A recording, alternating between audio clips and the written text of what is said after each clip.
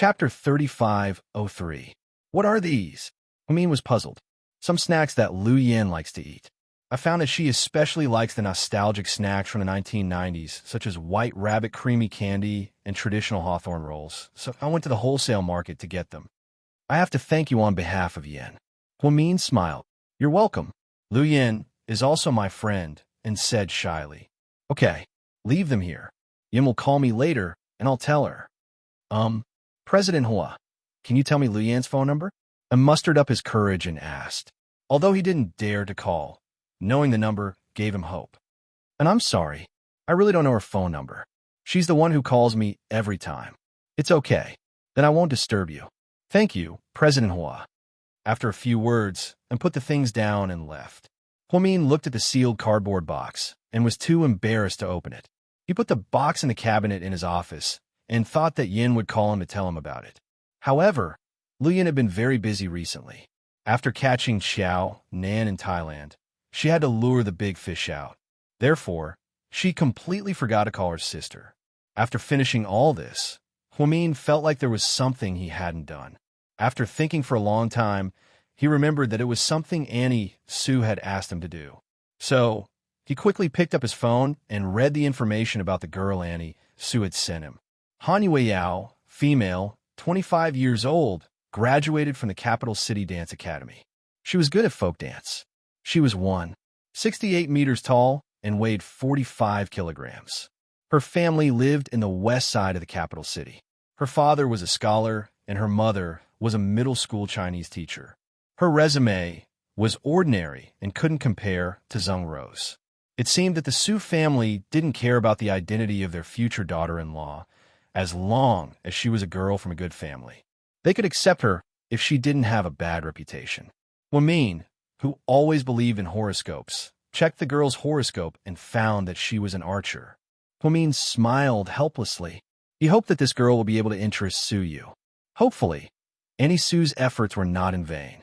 After silently memorizing the information, Humin continued to work and organize the information. When Lady Su brought the girl to Huamian, it was almost time to get off work. Mian, look, this is Yao Yao. Lady Su introduced her intimately. Hello. Hello, Sister Huamin. The girl loved to smile. She bared her small canine teeth, and her big eyes looked especially bright. Annie, I'll go to the Municipal Public Security Bureau with my husband after work, and then we'll have dinner. Will we be able to make it in time? There's still time. If you have something to do, go ahead. We're not in a hurry. Okay, then you take this little sister around first. I'll call Su Yu in a while. I won't go to dinner. Mian, don't spill the beans, Lady Su reminded her. I won't. Huh, I'll do as you told me. Okay, then Yao Yao and I will go find a restaurant. When you're done, we'll go and have dinner together. Okay, Andy, I'll go now. My husband is waiting for me outside. Okay, walk slowly. Don't rush. Okay. Humin nodded. She changed into casual clothes and walked out carefully. Andy, is Sister Huamian the girl that Big Brother Su Yu has liked for a long time? Han Yueyao looked at Huamin's back and asked. Chapter 3504. You just graduated. You can learn from Mian. She's very low-key. Instead of answering Han Yueyao directly, Lady Su only said that Huamin was a good person and told her to learn from him. I know, but when you came, did your teacher say to talk less and do more? Obviously, Lady Su didn't want this girl to ask too many questions. I understand, Annie. In fact, Han Yueyao wasn't Lady Su's distant relative. It was just that her teacher at the dance academy was an old friend of Lady Su's for many years. She was dragged by Lady Su and selected from dozens of girls in the class. Why was she chosen? First, she was good-looking and had big eyes. Second, her family background was clean and her family members were simple. Third, Han Yueyao usually performed well in school and was very popular. Fourth, which was also the most important point, this girl had never been in love before. She was so beautiful, but she had never been in a relationship. Why? Her family was strict because her mother was a language teacher and was very strict with her daughter. Since she was young, she sent her daughter to a boarding school that only consisted of girls. All these years, This girl really didn't have any other thoughts other than practicing dance and wanting to be an outstanding dancer. This time, when the teacher recommended her, she didn't really explain why she came. She only said that Auntie Sue could help her find a very good job. Moreover, her mother seemed to agree. In the past, she had always wanted her to stay in Jing City, but now she suddenly changed her mind. Han Yueyao didn't know much about the Sue family.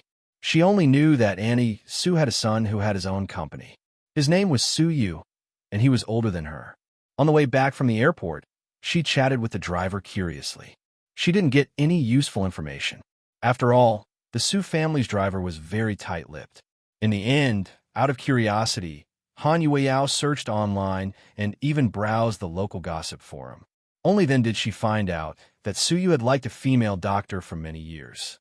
Moreover, the female doctor's name was very special. Han Yueyao immediately remembered it. She wanted to ask Auntie Sue more, but her reaction was very cold. Seeing this, Han Yueyao didn't dare to ask more. After all, she was just a newbie looking for a job. At this moment, she still didn't know why the Sue family had arranged for her to come here. In silence, Han Yueyao followed Mrs. Sue in a luxurious car to find a hotel to prepare for the dinner party. When Huamin walked out of his office after work, he saw Qin Shu's black Bentley parked in front of the hospital. She smiled and got into the car. Someone is very punctual. Of course, picking up my wife can't be delayed for a moment. Right, take a look at this. Huamin handed her a piece of paper with Han Yueyao's handwritten information on it. What's this? Qin Shu glanced at it, not knowing his wife's intention. After that, Huamin roughly explained Lady Sue's intentions.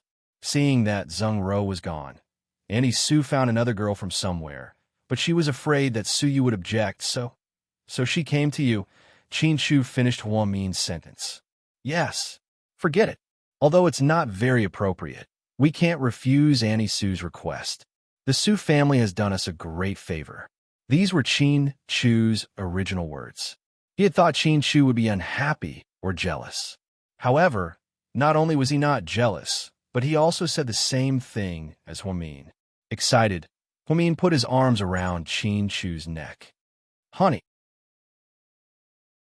Chapter 3505. What? Do you want to have sex in a car? Haha, you're so perverted. Huamin knew he said that on purpose, so he laughed. I'm not used to you suddenly throwing yourself at me so passionately. Mr. Qin, I'll make it up to you after I give birth to our second child. Ow! Didn't you say you want to have sex in a car? Huamin repeated his words on purpose. How can one be enough? I want 10, no, 100. Do you think we're filming a movie? 100? Huamin pinched Qin Shu. The couple made some harmless jokes in the car. The car slowly drove towards Hua Yinyan's clinic. Huamin suddenly felt very happy. Qin Shu understood everything she did, even if it was wrong, even if other people couldn't understand. He supported everything she did. She probably couldn't find a husband as considerate as Mr. Qin in the world. The clinic.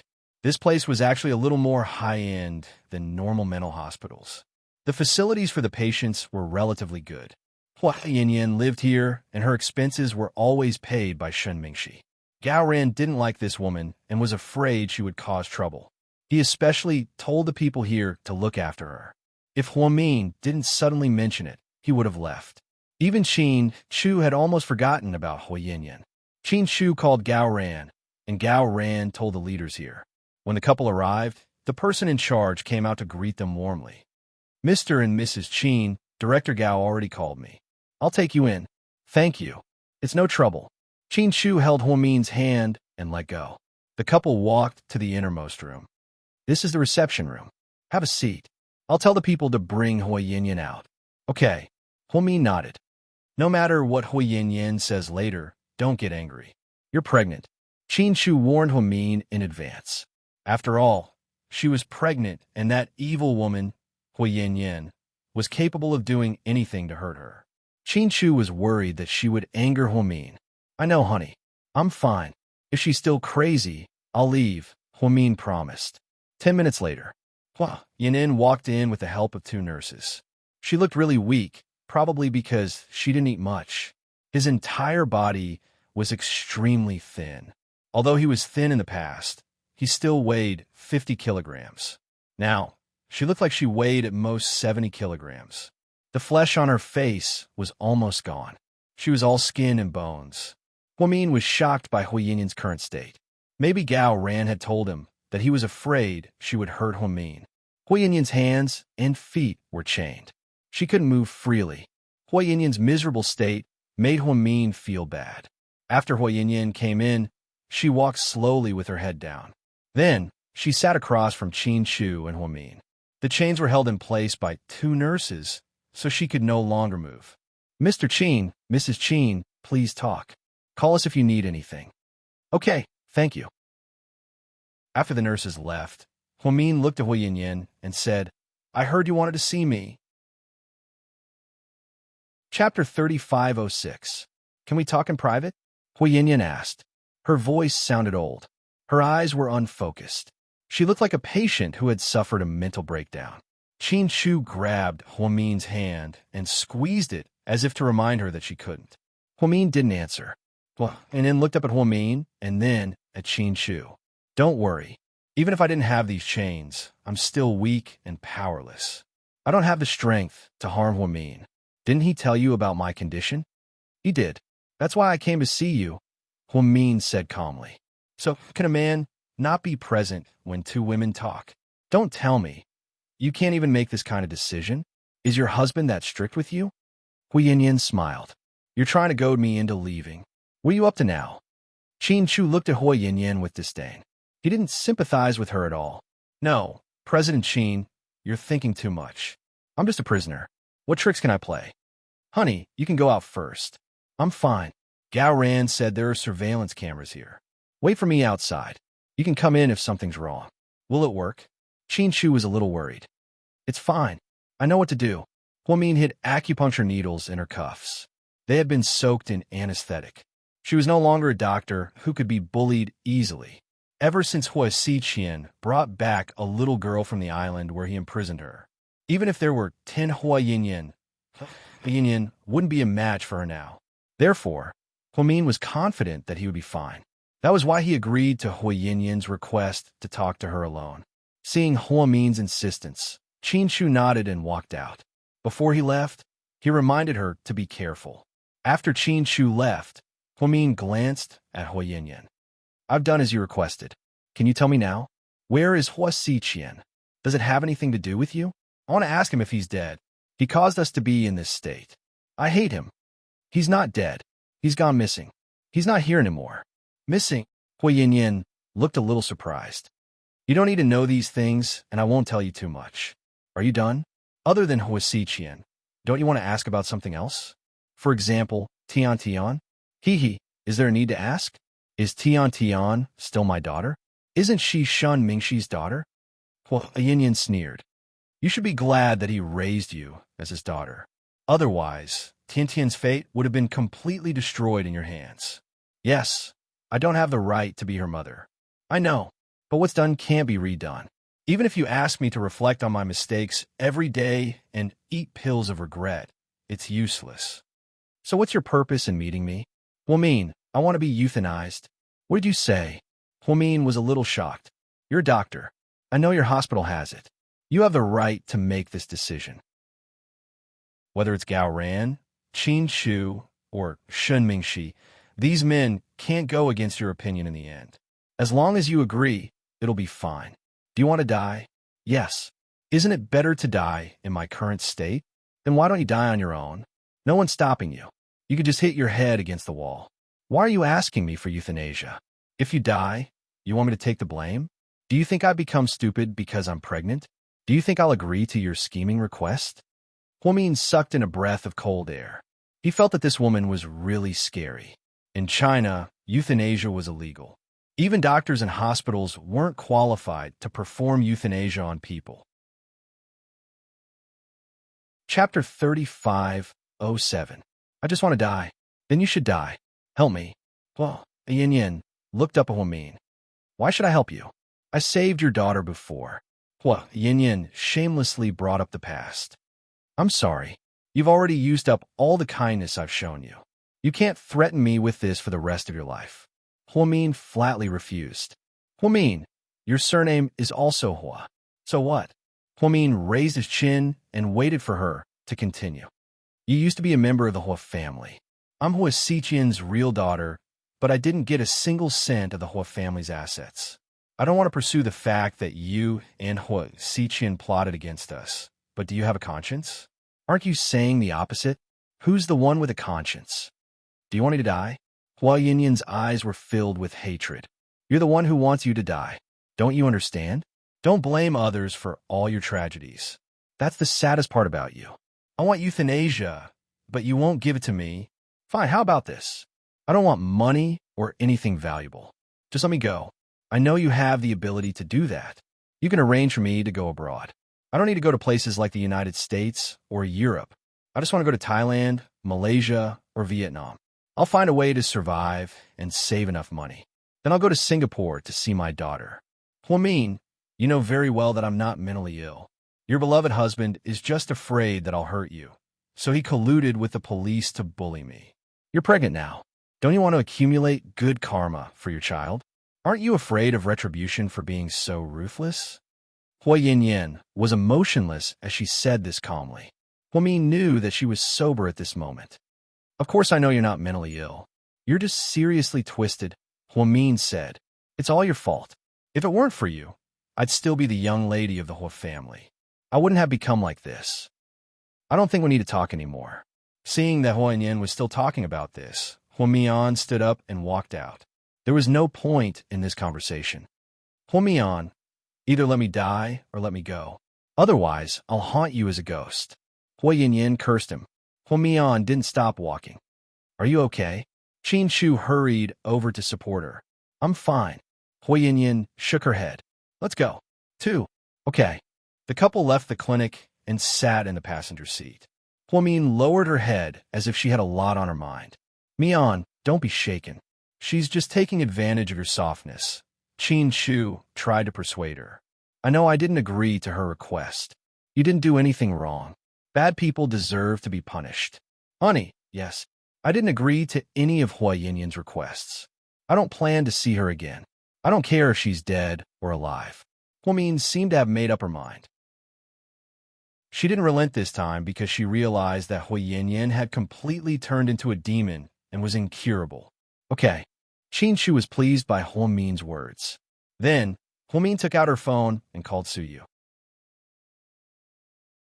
Chapter 3508. Lord Su, do you have time? Whoa.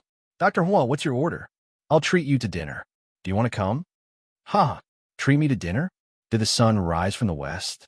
Don't make it sound like I'm stingy, okay? Huamin didn't know whether to laugh or cry. Dr. Hua, this isn't a trap, is it? Yeah. Do you dare to come? Of course. I'll go even if you treat me to arsenic. Sure. Mr. Qin and I will wait for you in room 808 of Xiangjiang Garden. You can come within. There are no outsiders. Okay. See you later. Hanging up, Su Yu stood up. Let's go. We're going to eat rich. Eat rich? What rich family? Shaolin was confused. Vice Director Hua, who earns 1 million a year, is treating us to dinner. President Hua is treating us to dinner. Will Lian come? And blurted out. Damn it. You have a magic wand. Can Lian come? She's been gone for days. And scratch his head, embarrassed. Go to the parking lot and get my car. Wait for me downstairs. Wait. President Su, you have appointments with some producers to talk about the new film, and reminded him.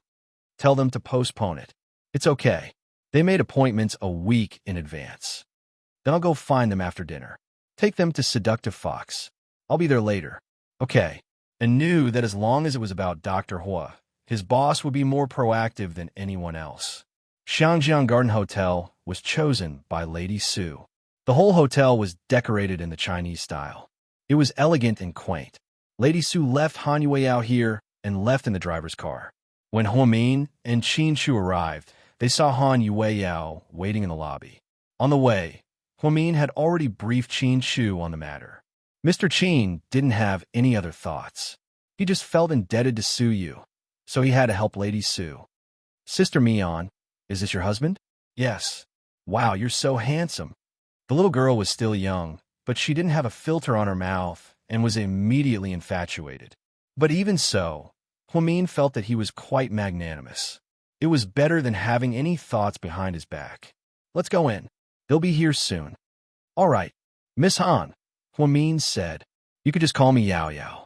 Yao Yao, did Auntie Sue tell you what to say later? I did. Tell him that I'm Sister Mion's distant sister. That's the only way I can enter President Sue's company. All right, that's fine. Qin Shu and the other two enter the private room first. In less than 5 minutes, Su Yu arrived. Qin Shu and Su Yu sat down next to each other. Here, what do you want to eat? Don't worry. I'll eat whatever's expensive. Today I'm here to eat from a rich family, Su Yu joked. No problem. Eat whatever you want. By the way, Lord Su, let me introduce you. This is my distant relative's younger sister, Han Yueyao. Huamin, do you dare to tell me how many sisters you have? Are you the 7 fairies who descended to the mortal world? Ha, we're not. Don't talk nonsense. Let me introduce you. This is Han Yueyao, a graduate of the dance academy. Hello, big brother Su Yu. The little girl greeted him naturally. Hello. Su Yu nodded and then looked down at the menu. Lord Su, I have a favor to ask of you, Huamin said when the time was right. Humph. I knew you were up to no good when you invited me to dinner. Who said so? It's a good thing for me, okay? Tell me about it. But I might not help you, Su Yu said deliberately. It's fine. If you don't help me, this meal is on you. Huamin was smart. Su Yu. Chapter 3509. Qin Shu, is it okay for you two to be like this? Su Yu was exasperated. I'll listen to my wife. Qin Shu answered without hesitation. Su Yu and him were shocked. I was caught off guard, so I got to eat a bunch of dog food, Su Yu complained. Sitting on the side, Han Yueyao looked at Su Yu, Qin Shu, and Huamin. The 3 of them didn't feel awkward at all. She was surprised that they could make such a joke. Okay, stop fooling around. I'm going to get down to business. Su Yu went straight to the pig head. Dr. Hua, what's your order? Su Yu took a sip of beer. Yao hasn't looked for a job since she graduated, so I thought that since Imperial Star is recruiting trainees, you might as well take her in through the back door. Of course, we're not bad. She graduated from a dance academy and is very professional. She's also very good-looking. Lord Su, you must do me this favor. What? Are you a female bandit? If you don't do me this favor, will you kill me? Su Yu chuckled. Okay, stop fooling around. I'm serious. Hearing this, Su Yu looked up at Han Yueyao. Indeed, she didn't have plastic surgery. He could tell from her facial features. She had big eyes, fair skin, and big skin. Graduated from a dance academy? Su Yu asked her. Yes.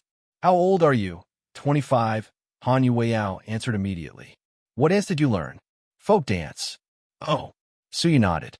Then why don't I dance for everyone? Han Yueyao was afraid that Su Yu wouldn't believe her since she didn't have her graduation certificate with her. So she volunteered. No. Su Yu waved his hand. Han Yueyao glanced at Huamin with uncertainty, but Huamin looked calm. She graduated from a dance academy. With such a good foundation, why didn't she become a dance teacher or open a dance studio? Why did she have to enter the entertainment industry? Why are you so stubborn? Su Yu suddenly sighed with emotion.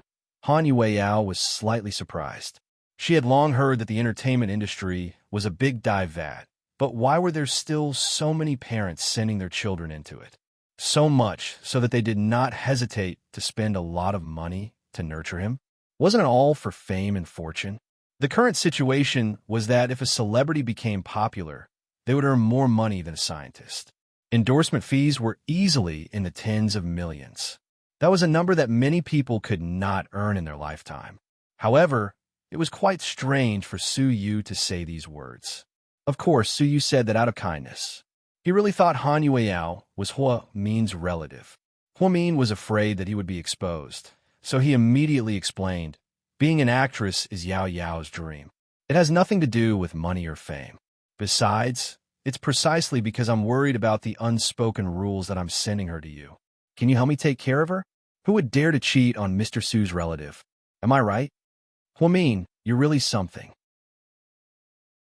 Su was obviously in a good mood. Holding the wine glass, he glanced at Qin Shu. Fine. Since she's your relative, I'll make an exception. But I'll make it clear that I won't spend a lot of money on her, at least not now. She'll enter the company as a trainee. What she learns in the future is up to her. If she can't act, don't blame me for not giving her jobs. Okay, no problem. Huamin thought that Mrs. Su didn't want Han Yueyao to debut since acting was too far away. Han Yueyao was going to be the daughter-in-law of the Su family. Thank you, big brother Su Yu.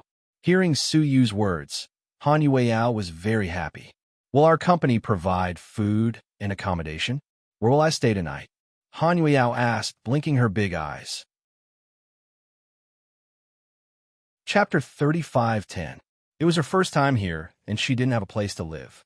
She was an adult and didn't want to ask Auntie Sue for everything, as if she was asking her for money. So, she wanted to solve the problem of accommodation and food here. She came from an ordinary family, so she only brought a card with 5,000 yuan on her when she first came to the city. Her mother gave her 1,000 yuan for her living expenses, and she earned the 4,000 yuan for her private tutoring. So, she couldn't live in a hotel. If she stayed there for a long time, she'd go bankrupt. I'll arrange it later, Huamin said. After all, she told Su Yu that she was his relative and couldn't live in Su Yu's mansion like Zheng Ro. President Su, where do the other trainees live? They live in the dorms arranged by the company, Su Yu said. Can I live in the dorms too? Or I can pay some money each month, Han Yueyao said.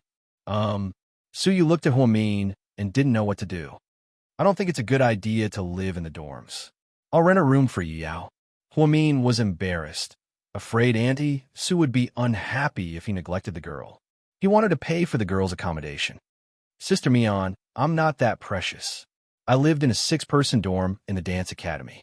There are better 4-person dorms and 2-person dorms, but I don't want to spend too much of my parents' money. After all, I've been in school for years and they've been under a lot of pressure. My parents are wage earners and don't have any illegal income, so I don't want to put more pressure on them. Han Yueyao's words surprised the others, especially Su Yu. He looked at the girl and then at Huamin. You don't have to pay. The dorms are free for trainees. You can live in the dorms arranged by the company. The conditions are good. It's a 2-person dorm. You can live there without worry, Su Yu said. Wow, that's great. Thank you, big brother Su Yu. You can't call me big brother Su Yu in the company, Su Yu told her. Okay, President Su. I understand. Han Yueyao smiled, showing her canine teeth. After dinner, she followed Su Yu out of the dorm. Huh? Aren't you going to stay at Huamin's house tonight? Su Yu was convinced she was Huamin's relative. No, it's too late. I'll go see Sister Mian's kids another day. I'll go to the dorm today. If I need anything, I can buy it when it's dark. Yao Yao, it's too late today. Why don't you go back with me first? No, Sister Mian, I'm really fine. I'm an adult now. Don't worry. Seeing how she was so insistent, Hes was, Su Yu nodded. He and drove Han Yueyao to the staff dorm near Imperial Star. When Han Yueyao entered the dorm, she found her roommate hadn't come back yet. She tidied up her things and made a shopping list. She planned to buy some daily necessities. At this moment, Mrs. Su's phone rang. Yao Yao, Auntie Su. I heard from Mian that you're living in the staff dorm. Yeah, how can you do that? I've arranged a luxurious 2-bedroom apartment for you to live in. No, Aunt, I've troubled you enough. I'm ashamed that I got into Imperial Star through connections. Don't be ashamed. Your homeroom teacher and I are good friends. It's my duty to take care of you. Don't be so polite. Auntie, I'll feel embarrassed. Yao, did you see my son, Su Yu, today? Yes. What do you think of Su Yu? Lady Su asked directly. Chapter 35:11. He's good. He's handsome. Really, as long as you like it. Yao Yao, you have to find more opportunities to interact with you. Although he has a bad temper, he's still quite innocent. You're a good girl. I think you too. Auntie Su, I have to go to the washroom. I'll call you back. Okay? All right, go ahead then. Auntie Su, you don't want President Su to know that I was sent by you, right? So, we should contact each other less in case President Su finds out. Okay, I'll be careful. Okay, goodbye, Auntie Su. Before Lady Su could finish, Han Yueyao hung up in a hurry. Hanging up, she let out a long breath. Damn it, my mom didn't send me to the dance academy to marry into a rich family. Damn it, I was so scared. It was obvious that Han Yueyao respected Su Yu's mother, but didn't want to have too much contact with her, let alone flatter her. She was still willing to follow her own plan and be the most ordinary trainee. She wanted to start her career in Imperial Star. As far as she was concerned, she was luckier than anyone else. With Huang Mian's recommendation, she was able to enter Imperial Star. Did she want to be the young madam of the Su family? She didn't dare to do that. Sometimes, she couldn't dream too big. She had to be realistic. At South Hill Manor, the twins were unhappy about Lu Yan's departure for a long time. Qi Ning took the twins out with Tang Chuan to eat, drink, and have fun. The house was much quieter. After dinner, Qin Shu filled the tub with water and put it on the bedside. Dr. Hua, it's time to wash your feet. Just put it here. Honey, I'll do it myself. Don't. You're too clumsy to bend down. Let me do it. Qin Shu rolled up the sleeves of his black shirt. He squatted down and helped Huamin take off the thin socks. Then, he tested the temperature of the water. When he saw that the temperature was suitable, he placed Huamin's slightly swollen feet into the basin. Honey, Huamin's eyes were slightly moist. Don't say such touching words. Save them for when I'm old, not handsome, and ugly. Haha, no, I just want to say that I'm a little thirsty and want to drink some water. Wait, I'll go get it. Qin Shu stood up and wiped his hands. Then, he went out to pour some water for Huamin. Looking at Qin Shu's busy back, Huamin felt that he was very handsome at this moment. Compared to those Korean celebrities, Hollywood superstars, and those little fresh meats on the screen, he was more handsome. Huamin smiled and said, Sure enough, my husband is still the best. Diagnostic and treatment center Yin Yin fainted on the ground again because of the hunger strike. The nurse went over to help her up. Just as she was about to inject her with a 4 drip, she grabbed her hand. Beauty, this watch is for you. I bought it for 80,000 yuan. If you sell it now, you can sell it for at least 30,000 yuan. Well, Yin Yin secretly handed it to her. I don't want it. The nurse was terrified. Can you help me make a call to this person and ask him to come and see me? Please, I'll give you the watch. I also have other gifts for you. I won't let you help me for free. Also, don't let those bitches outside know about this. Don't tell anyone. Hui Yinyan's voice was very low. Because the nurse blocked it, the surveillance camera couldn't see anything. This is against the rules. I know I'll be fired. I'm not mentally ill. I was set up on purpose. Please save me. I'll do anything to repay your kindness. Hui Yinyan's eyes glistened with tears as she put on a pitiful act. In the end, the nurse secretly took the phone number and left the room. She glanced at the number. It didn't seem to be the number of Mr. Shun who often came to visit her. Chapter 35:12. In the early morning of the weekend, at South Hill Manor, the family was eating breakfast together. Babies, Mommy is going on a business trip. Where are you going? Little Bean was curious. It's not far. The neighboring city. Oh, how many days will you be back? 2 days. Just 2 days. Okay. Mommy, be careful. We'll listen to Daddy at home, Little Bean said as she ate soup dumplings. I'm sorry. Your daddy won't be home either. Huamin chuckled. Daddy is going on a business trip too? Little Bean glanced at Qin Shu in surprise. Dummy, can't you see? Mommy is going on a business trip. Daddy is going with Mommy, Little Bean explained. Smart. Huamin gave Little Bean a thumbs up. You're showing off your love so early in the morning. My sister and I will be tortured to death by you and Daddy sooner or later. Haha, you won't be tortured to death. After all, you're biological. Huamin chuckled. Really? Why do I feel like we're free gifts when you recharge your phone? We're free gifts when you recharge your phone. We won't be treated this well. It was fun to argue with his daughter all morning. Okay, Mommy, you're going on a business trip. Don't bully me, okay? You and Little Bean must be good at home. When you go out, you must, I know. We must take at least 4 bodyguards with us when we go out, Little Bean interrupted. You're right. Now I'm too lazy to go out. Every time I go to the supermarket with Grandpa and Grandma, there are 4 of us. We have to take 4 bodyguards with us. Damn it. If I didn't know better, I'd think the mayor came to inspect us, Little Bean complained. So, you must practice Taekwondo. When you're good at it, you won't need to take bodyguards with you, Qin Shu said. Yeah, my goal is to be like Annie Lu Yan. Ha! I'm invincible. Little Bean waved her little fists. She was full of admiration when she mentioned Lu Yan, especially when she heard her mom say that she went to eat barbecue with Annie Lingling and the others. When they encountered people who came looking for trouble, little Annie would shout at them all. It was simply too cool. All right, Chi Moo Moo, it's time to brag. Hurry up and eat. Didn't you have an appointment with Bu Yuan today? Pudding reminded her. Right, then I can't waste my time here with you. I'm going to change my clothes. Sis, what do you think I should wear? Little Bean turned to look at Pudding. You look best when you're not wearing it. Goodbye. Seeing her sister teasing her, Little Bean glared at her and ran away. Huamin leaned on Chin Chu's shoulder. Honey, is it too late to change your mind now? I think you can change your mind at any time and not go on a business trip. Haha, I don't want to. I already stood her up once because of Yan's concussion. This time, I have to go no matter what. I can't be unprofessional. Then let's cut the crap. Let's go, Dr. Hua. Then, Chin Chu took the initiative to help Huamin pick up some documents and carry on bags. Huamin stood up and followed Chin Chu out. Mian, you're pregnant now. Don't walk so fast.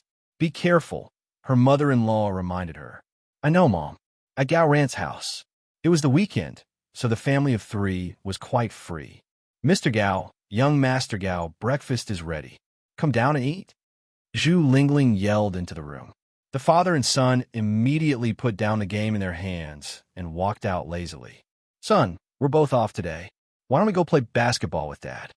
Gao Ran was interested. No. Gao Buyuan refused without hesitation. Why not? Gao Ran felt wronged. He finally had a day off and wanted to spend time with his son, but Qin Moo Moo didn't want it. Chapter 35:13. Are you a pig? Do you even need to ask? Our son has a date with his girlfriend. Zhu Lingling couldn't stand it anymore and reminded her husband. I don't believe my son would put his girlfriend over his dad, Gao Ran said on purpose and glanced at Gao Bui. Dad, I'm sorry you misjudged me this time. Gao Ran was speechless. Zhu Lingling, ha. You're so funny. Son, you're so smart. Mom, is there still soup in the pot? Why does it smell mushy? Gao Buyuan asked on purpose. Yeah, I almost forgot. Oh my God. With that, Zhu Lingling dashed into the kitchen. Gao Buyuan glanced at his dad, sitting across from him. Chief Gao, give me 200 yuan. Why do you need money? To buy a Batman. How much is a Batman? Gao Ran asked curiously. 79 yuan each. Then why do you need 200 yuan? Gao Ran continued to tease his son. I can't buy one. I'll buy a police car. I also want to buy a pink fire truck for Little Bean. That's her favorite, right? Even if you buy 2, there's 79 yuan. That's only 158 yuan. I plan to buy Haagen-Dazs for Little Bean with the remaining 42 yuan. 42 yuan is only enough to buy 1 ball. What about you? I don't want it. I'll give it to Little Bean. Son, you're so good to your girlfriend. Gao Ran sighed with a wry smile. Dad, give me the money. Mom will be back soon. Hurry up. You're afraid your mom will scold you, right? Gao Ran smirked and took out 200 yuan from his wallet and handed it to Gao Buyuan. No, I'm afraid my mom will scold you. Why would she scold me? I'm not the one who wants the money. Gao Ran didn't understand his son's logic. After all, if Mom finds out you have 200 yuan, you'll be screwed. Gao Buyuan quickly stuffed the money into his pocket. Okay, son, you win. Gao Ran suddenly realized that his son's logical thinking was amazing. She reacted very quickly at such a young age. However, it made sense. She spent all her time playing with Chin Chu and Huamin. How could she be stupid? Chin Chu drove a comfortable Mercedes SUV. In order not to attract attention, the two of them did not bring a driver or bodyguard. Chin Chu drove the car while Huamin sat in the passenger seat. At this moment, his phone rang. It's Gao Ran, Huamin said after glancing at the screen. Help me answer it. Huamin picked up the phone and answered. Chief Gao, what are your instructions? Huamin, are you with Chin Chu? Yes. Where are you? We're on the highway. Mr. Chin is accompanying me on a business trip. When are you coming back? In about 2 days. What's up? Give the phone to Chin Chu first. Gao Ran's tone was serious. Chin Chu was driving and could not answer the phone, so Huamin put the earpiece on for him. What's up? Qin Chu asked. Chu, something happened at the clinic. Hui Yin is dead. Qin Chu guessed. It would be easy if she was dead. She's not dead. She's missing. Missing? Qin Chu frowned slightly. Yeah, she's missing. When did this happen? Last night. What about the surveillance video? Someone tampered with it. How could she run out by herself? Someone must have helped her. Did you ask Shen Mingxi? Qin Chu immediately thought of Shen Mingxi, who was related to Hui Yin. He knew that Shen Mingxi was a soft-hearted person. Maybe he couldn't stand Hui Yin's acting and became soft-hearted? I did. He was very surprised. I don't think it was him, Gao Ran said. Then we're in big trouble. Qin Chu's expression suddenly changed. Honey, what's wrong? Is Hui Yin missing? Huamin was confused by the conversation between the two and wasn't sure. Chapter 35:14. Okay. Qin Chu nodded with a serious look on his face. After exchanging a few words with Gao Ran, Qin Chu hung up the phone and continued driving. Hubby, I didn't do it. Huamin explained. She was really afraid that Qin Chu would think that she was soft-hearted and did it behind his back. After all, Hui Yin was so engrossed in her acting. Silly girl, I didn't say it was you. Qin Chu heard Huamin's words and laughed. Although I'm pregnant and become stupid for 3 years, I won't do such a stupid thing. I know that Hui Yin is no longer the girl with a conscience. No matter what we do, we won't be able to change her. So I won't save her. I'm not Jesus. Hui Yin should have been killed back then. We can only blame ourselves for being too soft-hearted. Qin Chu was very calm. Yes, and with Xiqian too. If only we were more ruthless and killed him when he was abroad. Huamin was very regretful now. If Qin Chu didn't care about her feelings, why would he keep Hui Xiqian in the country? In the end, he actually managed to escape from prison. Hui Xiqian's escape was originally a bomb with a lot of hidden dangers. Now, with Hui Yin's escape, it was really troublesome. It's okay. In the adult world, there's no such thing as easy. It's a fairy tale to say that a happy life is not a real life. Qin Chu said this because he was thinking in his heart and also to comfort Huamin. Hubby, what should we do now? Are we still going to catch her? Huamin was very conflicted. In fact, she also felt that Hui Yin was pitiful. She was already a complete mental patient. It had not been easy for him to escape. If he were to catch him again, it would be equivalent to forcing him into a dead end. This was not something Huamin would do given his personality. There's no need for that. If Hui Yin escapes just to live, to escape, and to start anew, we can let her go. However, if she dares to do anything to harm you or our daughter, I will definitely kill her. Qin Chu's eyes flashed coldly. Huamin knew that Qin Chu was not joking. Afterwards, Qin Chu picked up his phone and specifically instructed the bodyguards to not only stay close to the twins, but also to protect his parents, Huamin's mother and brother. He also told Tang Chuan to keep an eye on Qin Ning. In short, everyone had to be careful when that crazy woman Hui Yin ran out. Hubby, why don't we go back? I don't want to do it anymore. Huamin was a little nervous. You stood me up last time. If you don't keep your word this time, you will be fired as the vice director, Qin Chu joked. I won't be the director if I'm fired. It's fine, but I'm still worried about our family. It's fine. I've already made arrangements for our family. Hui Yin is not Hui Xiqian. She can't cause any trouble alone. Although she looks crazy now, she's not stupid. She won't act rashly against us. After all, it won't end well for her. Okay. Huamin was relieved to hear Qin Chu's words and nodded. That day, the two drove to the neighboring city. Huamin went to the venue to do a live commentary. The two checked into the most luxurious 5-star hotel in the area. Qin Chu stayed by her side all the time. In the evening, while Qin Chu was taking a shower, Huamin's phone rang. Hello. Looking at the string of strange numbers, Huamin was a little excited. Dr. Hua, I want to register. It was Lu Yan's funny voice on the other end. I knew it was you. Damn girl, why didn't you call me until now? Hearing Lu Yan's voice, Huamin felt all his worries disappear. Chapter 35:15. Don't mention it. I'm as busy as a dog. Oh no. Even a dog isn't as busy as me, Lu Yin complained. Huamin was about to ask where Yin was when he remembered that his phone was being monitored. So he changed the question. How are you? Do you miss your twin nieces? Of course I do. Why wouldn't I? How are they? Do they miss me? Of course. She cried the day you left. Pudding didn't say it out loud, but I'm sure she felt the same way. When she was upset, she would just sit there and stare blankly into space. She wouldn't talk to anyone. Hee hee. The two brats are kind. I didn't waste tens of millions. Lu Yin was pleased. By the way, Yin came to see me that day. What did he want? He bought you something and asked me to send it to you if it's convenient. What the hell? Lu Yin was puzzled. He said it's food, and said you like to eat some nostalgic Chinese snacks from the 90s. Is that right? Does White Rabbit creamy candy count? Lu Yin remembered that when she was shopping with him, she saw a convenience store on the street and bought a lot of it. Okay, you have a weird taste. Huamin chuckled. This guy, he's really greedy. Huamin was surprised that it had made it so obvious. Why is Xiaoan still doing these meaningless things? He meant well. Do you have time to receive it? Give me an address. Come on. I'm already in this state. I have to hide just to make a phone call. You want to kill me by sending me something by mail? Then what should I do? Should I send it back? But that's not a good idea. No. You can leave it for Little Bean and Pudding. You guys can eat it. Forget it. He gave it to you. How about this? Next time you come, I'll keep it for you. It won't expire easily anyway.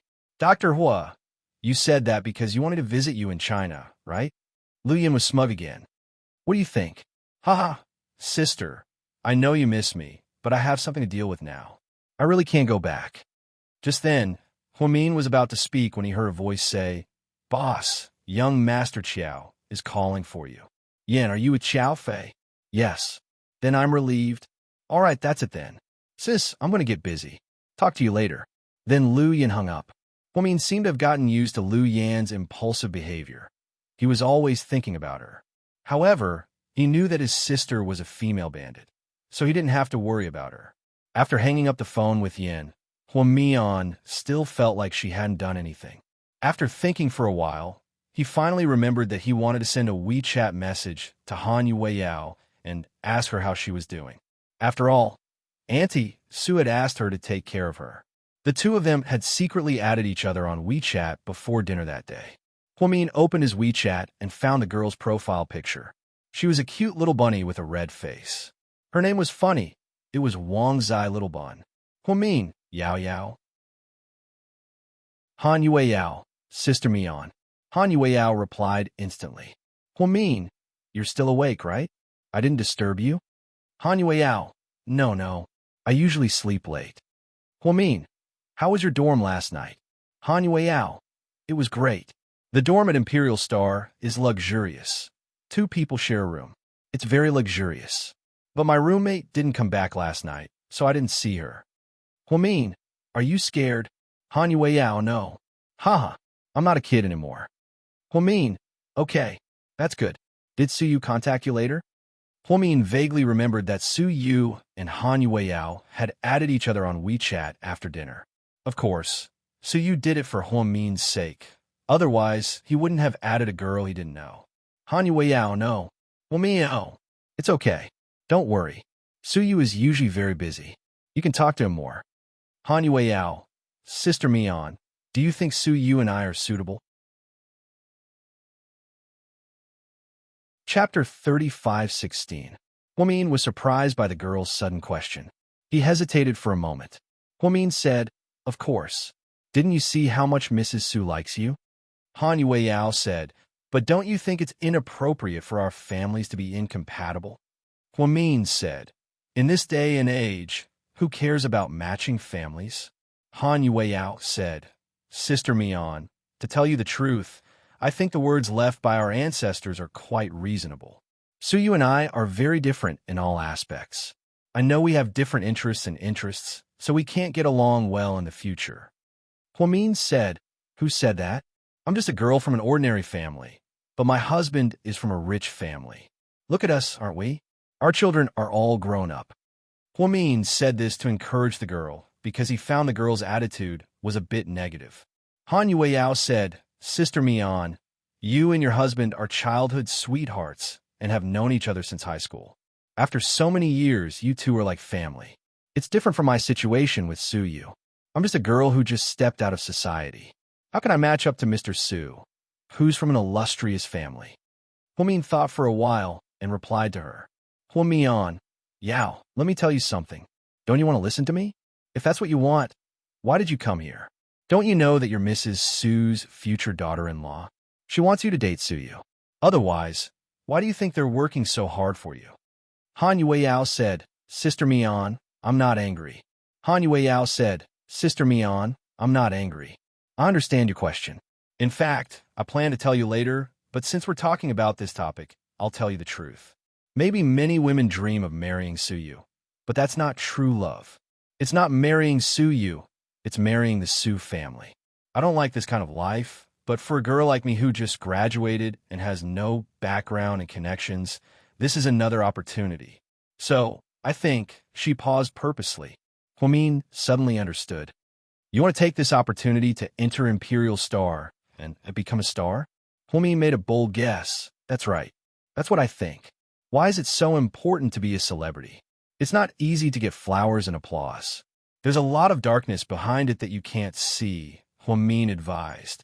Sister Mian, I'm not doing this for flowers, applause, vanity, or tens of thousands of fans. My idea is simple. My parents put a lot of effort into sending me to school, and I want to repay them.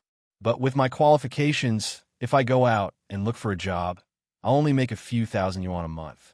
In a first-tier city like ours, a few thousand yuan isn't even enough for a month's living expenses. So, I want to take a shortcut. As long as I'm an artist, even if I'm not famous, I could be a small-time star, play some small roles, and run some errands. I can make tens of thousands a month, right? You're doing this for money? Huamin frowned slightly. That's right. Maybe you think I'm a layman, but I'm here for the money. I want my parents to live a comfortable life for the rest of their lives. But I'm too pretentious to sell myself out. Looking at my classmates and best friends around me, all of them are kept by rich people, or they're flirting with rich second-generation heirs. To be honest, I don't think that's something I can do. My parents are so traditional. If they knew what I did, they'd beat me to death. So, I've decided that I'd rather work harder and earn more money so that my parents can live a comfortable life. So, you don't want to marry Suyu?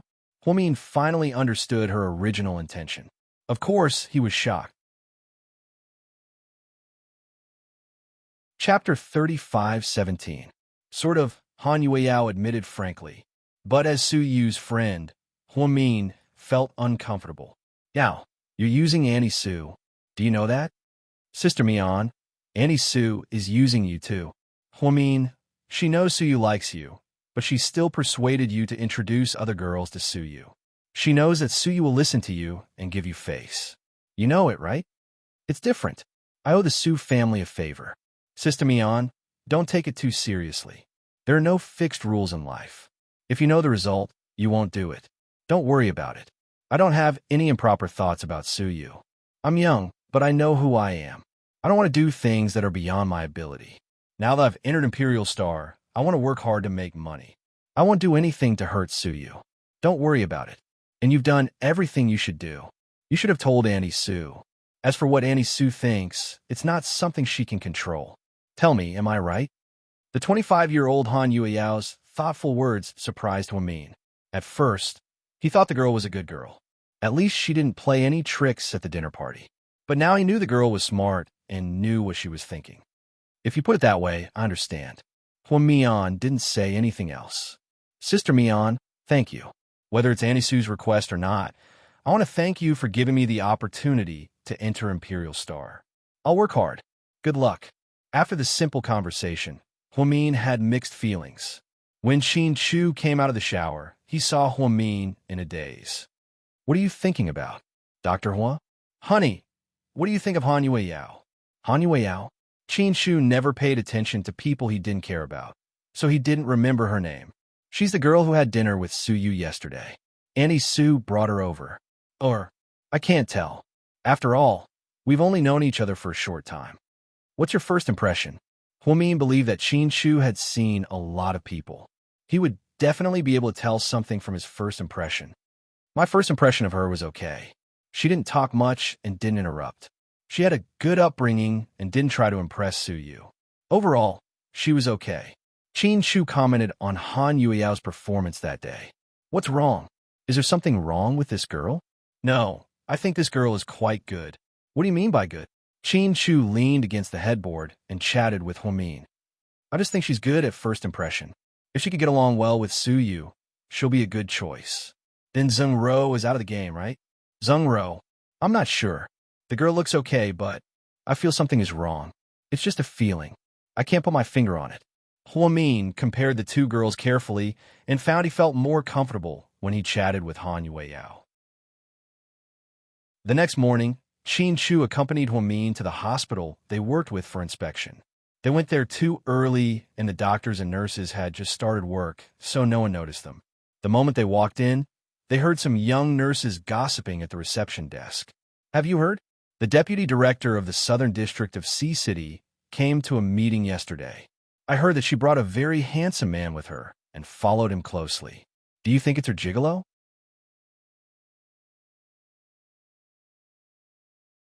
Chapter 35:18. Upon hearing this, Huamin almost fell to the ground. What kind of logic was this? Was he keeping a gigolo? Huamin turned to look at Mr. Qin and saw that his face had darkened as well. Ha ha ha ha. Gigolo, you're so expensive. I really can't afford to keep you. Huamin whispered as he hugged Qin Shu. Dr. Hua, please pay me this month's maintenance fee. I don't have money, but I have a life. Oh no, 2 lives. Huamin rubbed his belly. If you don't have money, why are you keeping a gigolo? The husband and wife were about to play this joke too much. Finally, seeing that it was about time, Huamin walked up and asked, Excuse me, where is Director Jiang's office? Are you a patient? Director Jiang doesn't make house calls anymore, and then the nurse glanced at Huamin's belly. He doesn't make house calls for pregnant women either. I'm not a patient. I have business with Director Jiang. Do you have an appointment? No. Then I'm sorry. Director Jiang can't receive clients without an appointment. Really? Then tell him that Vice Director Hua of Sea City is here to see him. Vice Director Hua, where is he? The nurse looked behind her. I'm Vice Director Hua, Huamin said calmly. Immediately, a wave of boos came from behind him. You really are? The nurse still didn't believe him. Yes, if you don't believe me, I'll show you the evidence. Then Huamin pointed at Mr. Qin behind him and said with a straight face, This is the gigolo I keep. Then the nurses looked at Huamin and then at the man behind him, dumbfounded. Please wait a moment. I'll go report this immediately. Scared, the nurse immediately turned around and called her supervisor. Huamin couldn't help but laugh out loud. These gossipy women. Where did they hear this gossip from? It was hilarious. Sea City, Yulong Hot Spring Hotel. It was old Madam Shun's 80th birthday. The Shun family did not want to invite too many people, so they chose to keep a low profile and held it in the suburbs. The people who came were all relatives and friends of the Shun family. There were no business partners. Shen Mingxi was the last person to contact Wei Ying. Of course, he didn't expect Wei Ying to come. Ever since the Chinese Valentine's Day, although their relationship had gotten closer, it was still subtle. Wei Ying came with a female companion, who was also a socialite in the circle. The two of them were wearing evening gowns, one red and one white, which were very appropriate. Wei Ying wanted to keep a low profile. In order not to steal the limelight and be gossiped about, she dressed appropriately and didn't seek attention. Ying, are you really going to rekindle your relationship with Shen Mingxi? No, don't talk nonsense. We're just friends. But look at what happened to the Shun family. You're too proactive. You even canceled your plane ticket just to celebrate old Madam Shen's birthday. Is it worth it? Do you think they appreciate it? I don't need them to appreciate it. Granny Shun used to treat me pretty well. I can't be heartless. The two of them walked in as they talked. Seeing Wei Ying, Shen Mingxi immediately walked over. Mrs. Shen also took Wei Ying's hand warmly. Ying, I haven't seen you for a long time. You look more energetic than before. Wei Ying smiled gently. At this moment, a commotion came from the door. Young Master Shun, look. That's Shen Mingxi's friend reminded him. He turned around and looked toward the door. Then his body shook. It was the woman who should be locked up in a mental hospital, Yin Yin. She was wearing a long black dress that exposed her shoulders. Her makeup was exquisite but a little strange. She slowly walked toward Shun Mingxi. Chapter 35:19. You? Why are you here? Shun Mingxi's face was full of shock. Mingxi, I was wrong. I'll be a good girl from now on. Please don't send me back to that place, okay? Hui Yinyan's innocent eyes glistened with tears. She looked so delicate and weak. Before Shin Mingxi could speak, Hui Yinyan glanced at Wei Ying. Miss Wei, can you help me persuade Mingxi? I definitely won't hold you back. You two can go out and get a room or stay at home. I won't interfere. I just hope that Mingxi won't leave me. I don't want to go back to the mental hospital either. Hui Yinyan's sudden change stunned Wei Ying. She didn't even know how to respond. There were many onlookers. Some gossipy people even took out their cell phones and took pictures. Miss Wei, I beg you. I'll kneel before you, okay? Please have mercy on me and don't kill me. I was wrong in the past. I'm willing to be your slave from now on. I just want you to give me food to eat. Hui Yinyan, what are you talking about? Wei Ying widened her eyes in disbelief. At this point, the Yinyan really knelt down. She kowtowed to Wei Ying and Shun Mingxi in front of so many people. Please, I beg of you, for the sake of my pitiful state, give me a way out. What are you doing? You damned woman. How dare you show up here? Why don't you go to hell? My son is in this state because of you. Do you know you almost killed him in a car accident? Shun Mingxi's mother finally couldn't stand it anymore. She walked up to Hui Yinyan and scolded her. Annie Shun, I'm sorry. It's all my fault. Hit me or scold me. I deserve it. Shun Mingxi's mother pulled Hui Yinyan's hair and yelled hysterically. Security. Are all the security guards dead? Take this crazy woman out.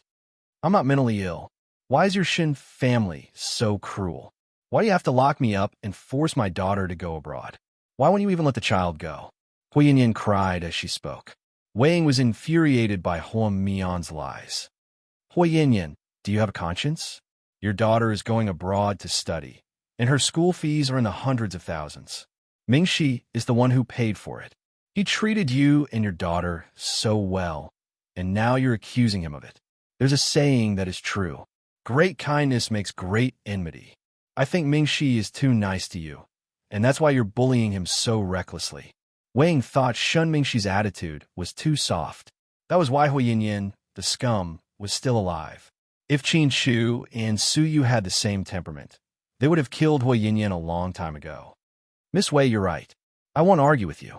Please don't send me back, Hui Yinyan cried as she knelt before Wei Ying. At this moment, she looked like a stray dog. Come with me. Suppressing the anger in his heart, Shun Mingxi grabbed Hui Yinyan's hand and led her into the hotel. In the lounge of the hotel, Shun Mingxi pushed Hui Yinyan into the room. With a cold face, he said, Hui Yinyan, what on earth are you up to? Hee, aren't you curious as to how I managed to escape? Were you surprised? Were you surprised? Shun Mingxi, you didn't expect this, did you? Entering the lounge with only the two of them, Hui Yinyan's expression changed.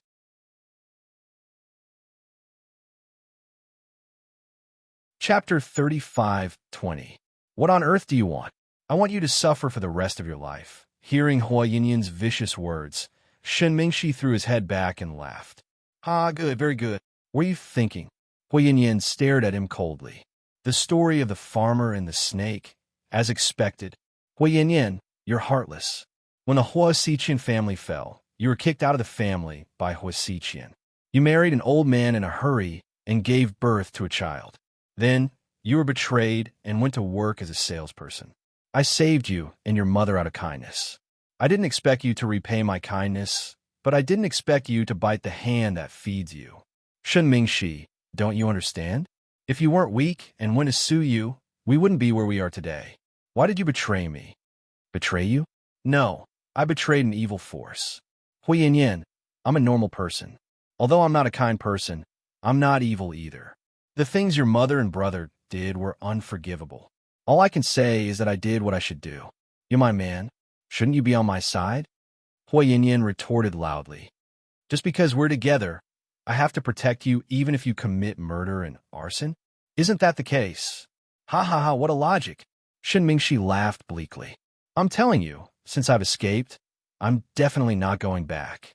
If you dare to do anything to me, people will definitely know because there are already people watching you all the time. If you don't want to go to prison, you'd better be polite to me. What do you want? Money? Plane tickets?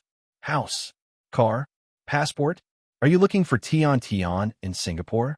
Why would I look for her? Can she help me get revenge? You want revenge? Shen Mingxi looked at Huo Yinyan in disbelief. He thought she came out to extort money from him and then go abroad. However, he didn't expect that Huo Yinyan's goal wasn't this. Of course I want revenge. I have nothing left, and I have to take it back bit by bit. I told you, Shen Mingxi, just wait and see. I won't let you and Wei Ying live happily ever after. Wei Ying and I were never together. Shen Mingxi smiled bitterly. Ever since the divorce, he and Wei Ying had never really gotten back together. His previous proposal was also ruined by Wei Liao, so it was quite ironic. Who would believe your bullshit? Just wait for my revenge. I won't let anyone who has hurt me off so easily. With that, Huo Yinyan shoved Shen Mingxi aside, opened the door, and walked out. Inside the meeting place, Yinyan walked up to Wei Ying and smiled slightly. His smile made Wei Ying's hair stand on end. Ms. Wei, I don't mind your relationship with Mingxi. You don't have to feel embarrassed. Mingxi and I aren't what you think. Wei Ying was angry. It's okay. Even if it's what I think, I really don't mind. Thank you for taking care of him for me. Now that I'm back, we can take care of him together. Of course, you're a socialite and have status, so you could be the older one and I'll be the younger one. What do you think? You're crazy. Wei Ying thought his words were too melodramatic and ridiculous. Huo Yinyan, what are you talking about? Shen Mingxi explained in time. I'm just expressing what you think, right, Ms. Wei? Wei Ying couldn't stand it anymore and said with a cold face, Auntie, Mingxi, I'm leaving. Ying. Shen Mingxi was about to chase after her. Huo Yinyan grabbed his arm. Mingxi, I just came back. Shouldn't you be with me? Spend time with her on Mondays, Wednesdays, and Fridays.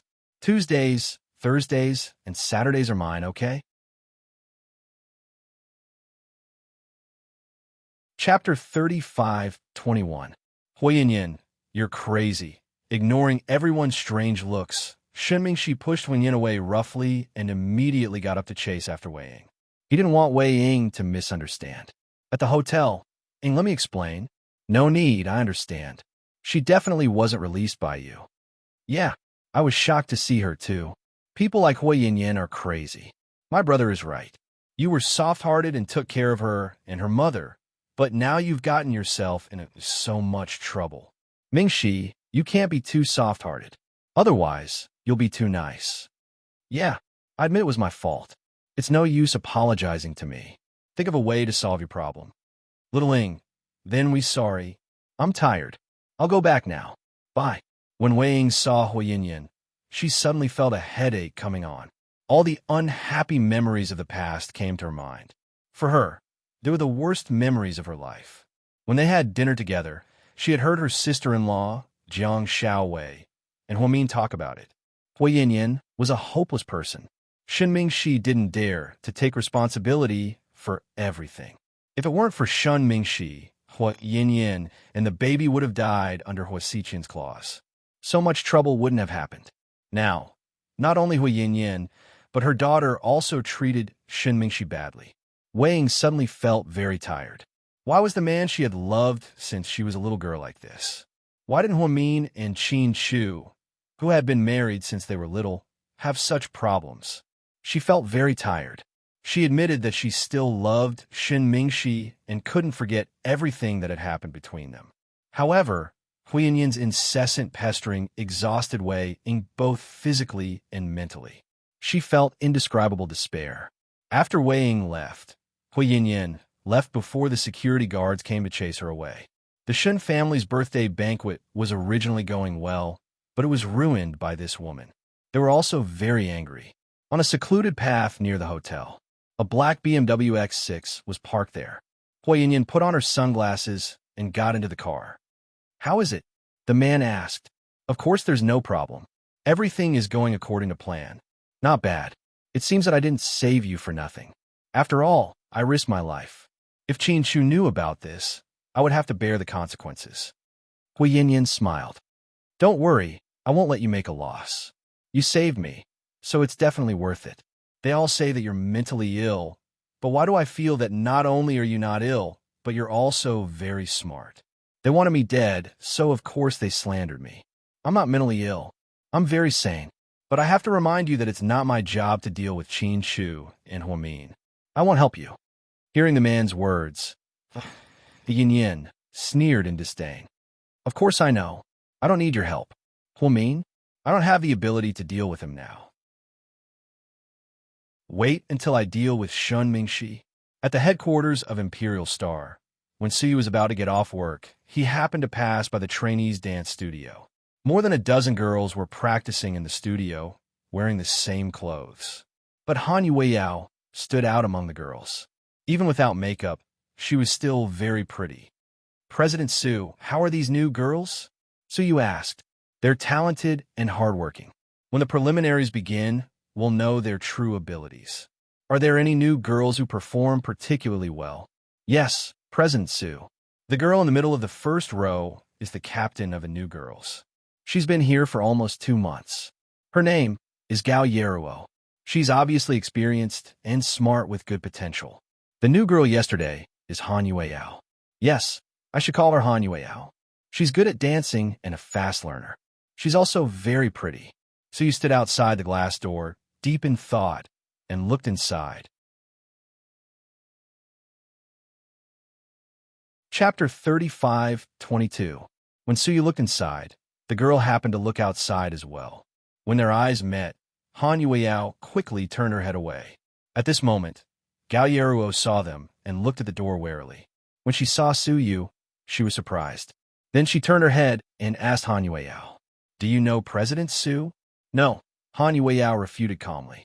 She knew she had to be careful with her words in this group of women. On the surface, these trainees all called each other sisters. In fact, they all secretly wanted the other trainees to be eliminated so that the company could promote her. The quarrel between these little trainees was sometimes even more intense than the quarrel between superstars. Seeing Han Yueyao deny it, Gao Yeruo didn't say anything else, and the group continued dancing. "Take care of Han Yueyao." Before he left, Suyu said to Huamian, Okay. President Su, don't worry. I'll take good care of these talented girls." Then Suyu left. At noon, when the trainees were eating, in the cafeteria, Han Yueyao quietly found a corner with her plate and sat down. 2 trainees deliberately came over and sat across from her, try to please her. Yeah, let's gossip. Our group of trainees has been selected. How did you get in? Yao, everyone says you have a backer. Can you tell us who your backer is? So that we can bask in your glory? Han Yueyao ate silently and then replied without looking up, "Yes, a distant relative's sister said she knows the higher-ups of our company and recommended me. Of course, my sister isn't that capable. She said if I got in, I have to work hard and rely on myself. If I get eliminated, it's my bad luck." "Ah, so that's how it is." "Huh, we thought you were personally appointed by President Su." "No, I don't know President Su well." Han Yueyao didn't want to talk about her relationship with Suyu. She wasn't stupid enough to go around telling everyone that Suyu was her backer. Not only would she implicate Suyu, but she would also be envied by others. With that said, those people might let down their guard. Sure enough, after asking around, the 2 trainees took their plates and ran to Gao Yeruo's table to tell on her. "Yeruo, don't worry. I don't think President Su sent her here. She seems to be an older sister who is close to the executives of Imperial Star. But, we don't give face to the executives. It's fine that she got in through the back door, but she can't stand out among us." "Yeah, Yeruo, we're all on your side. You don't have to be afraid of Han Yueyao." Gao Yeruo smiled. "She's just a newbie. Why would I be afraid of her?" "That's right. He's just a newcomer. How dare he compare himself to our Yeruo? He's really courting death. Where there were people, there would be Jianghu. Where there was Jianghu, there would be right and wrong. A place with a lot of women was even more of an indecent place." In the dance academy, Han Yueyao was used to seeing people with two mouths, so she wasn't surprised at all. No matter what others said, she still had to dance, sing, and learn how to perform. After lunch, she saw that she still had time, so she decided to go back to the dorm and sleep for an hour. Unexpectedly, when she pushed open the door and entered, the girl inside happened to be changing her clothes and was completely naked. "I'm sorry. Han Yueyao felt guilty and quickly closed the door. "It's okay. Come in." The girl had short hair that reached her ears and looked very sweet and cute. This was the first time Han Yueyao saw her since she came here. She didn't expect to see her like this. Chapter 35-23. I'm sorry. I didn't know you were changing. Han Yueyao apologized again when she came in. I don't care about that. The girl didn't seem to care. Han Yueyao walked to her bed and sat down. Are you new here? Yeah. Then why did you move into my dorm? Didn't they tell you anything? No. What's wrong with the dorm? Han Yueyao looked puzzled. The dorm is fine, but I have a problem. The girl smiled and sat down on her bed, facing Han Yueyao. She took out a pack of Red Panda cigarettes from her pocket. Han Yueyao knew this kind of cigarette. Her classmates in the dance academy smoked it too. It cost more than 30 yuan per pack. Do you want one? No. Thank you. Han Yueyao waved her hand and refused. What's your name? Han Yueyao. Yu as in the moon and Yao as in the Yaoqi Lake. Su Xiao Xiao, the girl said. Wow, this name sounds familiar. Han Yueyao exclaimed. Yeah, anyone who studied history knows that she was the #1 courtesan in Qiantang in the Southern Dynasty. No. I remember Su Shi's sister was also called Su Xiao Xiao, Han Yueyao explained. Who cares? I don't care. I think she's delicious. Yeah, it's a good name. Xiao Xiao, how come I haven't seen you practice in the past 2 days? Since she lived here, she must be a trainee. But Su Xiao Xiao never went to the classroom or the cafeteria. Because I don't have to practice anymore. I just signed a contract for a movie, and it'll start shooting next month. Wow, that's awesome. Not just awesome. You have a powerful background. Nowadays, who can be so lucky without a powerful background? Do you really believe that good things can fall from the sky? Han Yueyao didn't know what to say when Su Xiao Xiao told her the truth without hesitation. Those bitches don't like me. They say I'm not a good person and that I won't be famous even if I take on a show. I'm full of bad news. In their eyes, Gao Yeruo is the goddess. She's the only one who has a chance to be famous. But I advise you to stay away from that woman. She's vicious. Yeah, I'll be careful. Thank you for the reminder.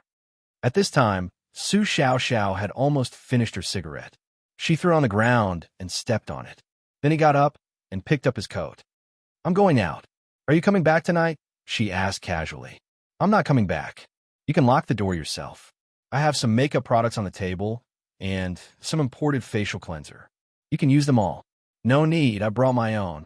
Han Yueyao declined Su Xiao Xiao's kindness. All right then, that's all. See you again if there's a chance. After saying that, the girl turned around and left. Han Yueyao felt Su Xiao Xiao was about the same age as her and looked younger than her. However, the way he smoked was very skillful, and he was especially daring to speak without any scruples. This kind of personality was really unparalleled. During the afternoon training, another woman beside her asked, Did you see that chicken in the dormitory today? Chicken? What chicken? Han Yueyao was surprised.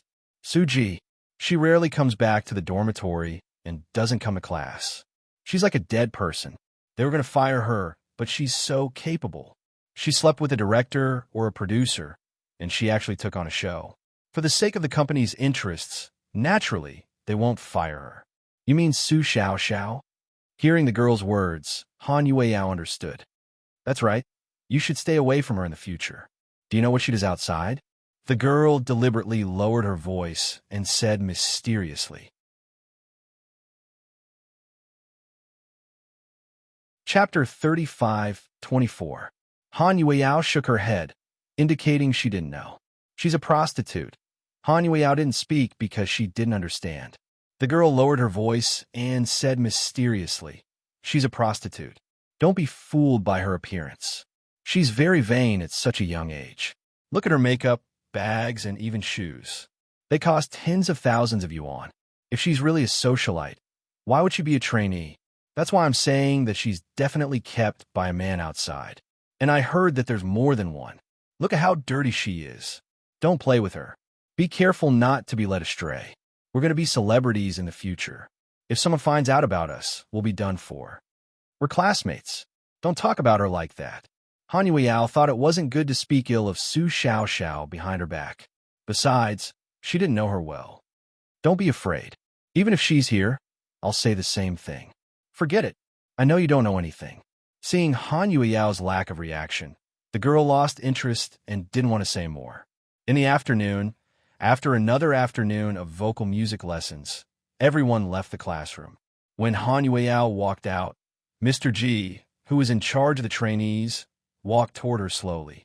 Mr. G was a famous talent scout in China. Later, he became old and retired. It was said that Su Yu hired him with a large sum of money to train more superstars for Imperial Star. Yao Yao. Mr. G, Han Yueyao, greeted him politely. How are you in the first few days? Are you used to it? Is the dance a bit too hard? It's okay. I can handle it. I've been learning this since I was a child. I don't feel tired. Good. You're patient and low-key. Since you're here, you must study hard. I will, Mr. G. President Su is here today. Do you know? He's the big boss of our company. I know. He stood outside for a long time watching you guys practice. He asked me to take care of you. I guess you must have a good foundation. He thinks you have potential and wants to train you well. Really? That's great. She suddenly felt guilty, thinking it wasn't right for her to pretend not to know Su Yu. Then go ahead and work hard. All right. After saying goodbye to Ms. G, Han Yueyao returned to her dorm room in exhaustion. She took a shower and changed into a new set of clothes. Then, they went to the snack street near the company to eat. The company's cafeteria was closed at night, but the company would give everyone a dinner allowance of 30 yuan a day. For those picky girls, 30 yuan was definitely not enough. But Han Yueyao was different. She had suffered a lot since elementary school. First of all, snacks were prohibited. Moreover, they had to be weighed once a week. If they were overweight, they would be hit in the palm. As for those KFC burgers, fried chicken legs, spicy hot pot, shredded pancakes, Ruji ammo, and so on, she could only look but not eat. Things like ice cream were even more out of reach. He was already satisfied just by looking at it. In the end, she walked into a Muslim restaurant called Lanzhou Ramen and ordered a small bowl of noodles. Then, she lowered her head and ate. Not far away, a man was hiding behind a hidden building and taking pictures of her, who was unaware of what was going on. On the viaduct, on the way back from school, the twins sat in a black minivan. Behind them was a Range Rover. Both cars were filled with bodyguards, personally selected by Qin Shu. Sis, what are you thinking about? Little Bean saw her sister in a daze. Little Bean, I think I saw that woman just now. Pudding said uneasily.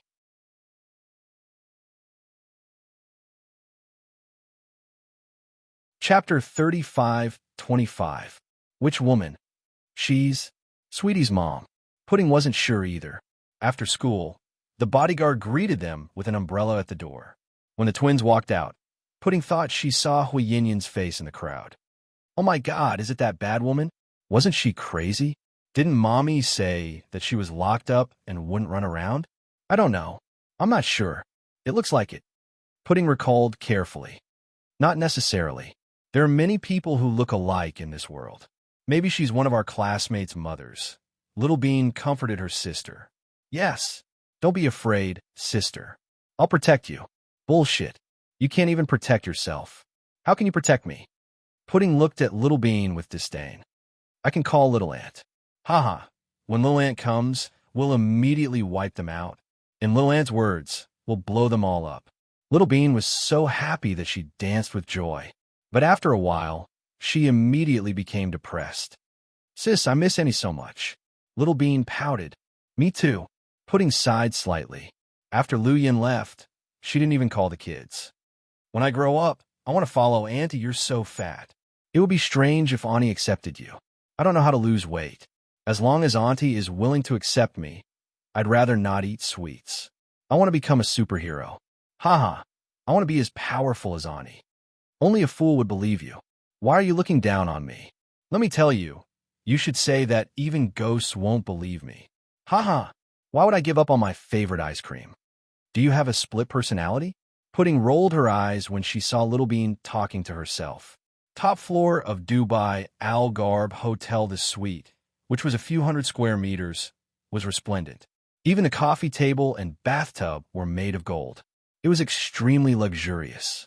The entire room was filled with the smell of nouveau riche.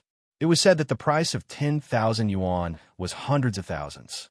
But even so, the rooms were often full, and the supply could not meet the demand. Some people said that there were no poor people in Dubai. Even the taxis were Porsches. Some people said that even a beggar here could earn 400,000 yuan a month. This was the world of the rich, the cradle of gold. It was said that the pets of the rich people here were no longer ordinary animals. Cats and dogs were nothing compared to them. The rich people here raised lions, tigers, and crocodiles. It was truly breathtaking. When Hua Xiqian woke up, he found himself lying on a big, soft bed. "You're awake?" Upon hearing the woman's voice, Hua Xiqian slowly stood up. He narrowed his eyes and looked at the woman standing beside the bed. She was tall and had long black hair. She should be Asian. She wore a golden mask that covered half of her face. But from her voice, she should be a young woman. She was wearing a white Arabian dress, but it seemed to have been modified. It looked a little strange. Most importantly, she had spoken to Hua Xiqian in Chinese. "Where is this place? Who are you?" Hua Xiqian asked. "Dubai." "What? Dubai?" Hua Xiqian tried to recall, but he couldn't remember a lot of things. The last thing he remembered was that he was in a prison in China. He missed Mian so much that he wanted to see her like crazy. Why did he suddenly come to Dubai? What in the world had happened? "If it weren't for me, you would have died at Liu Yan's hands. Do you know that?" Liu Yan. Hua Xiqian closed his eyes and tried hard to remember. "Don't think about it. Jack did it." "Of course, you don't remember it clearly." To put it simply, Jack broke out of prison, but Liu Yan intercepted him and almost killed him. "Our people arrived in time to save you." "Who are you?" Hua Xiqian immediately became alert and looked at the woman with the golden mask.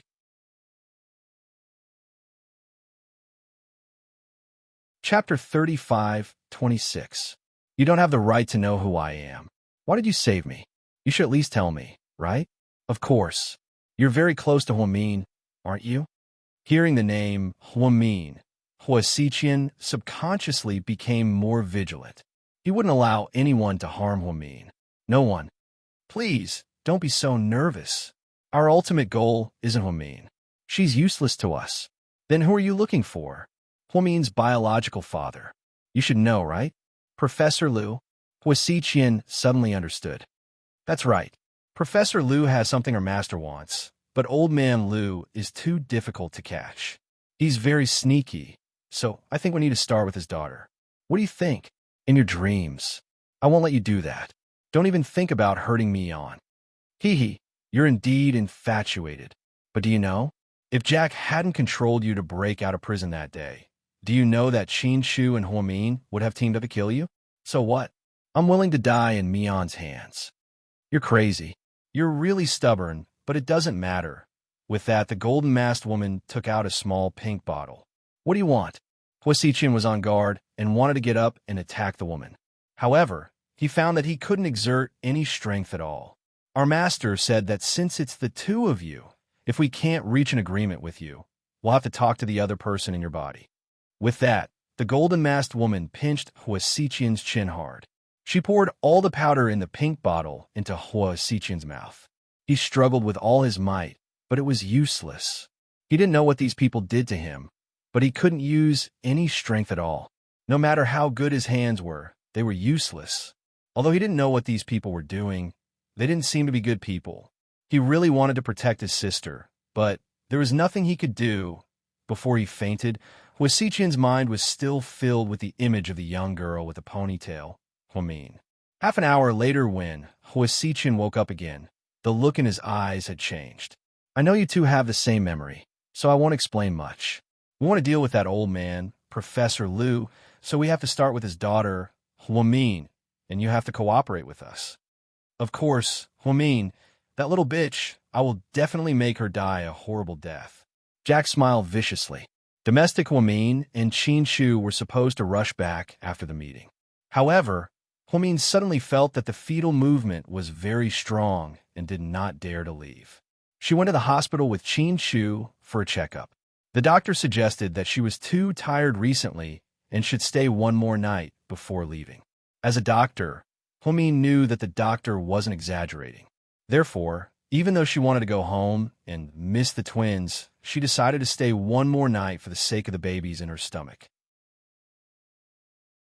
At night, Huamin felt too bored, so she discussed with Qin Shu about going to the nearby park or square.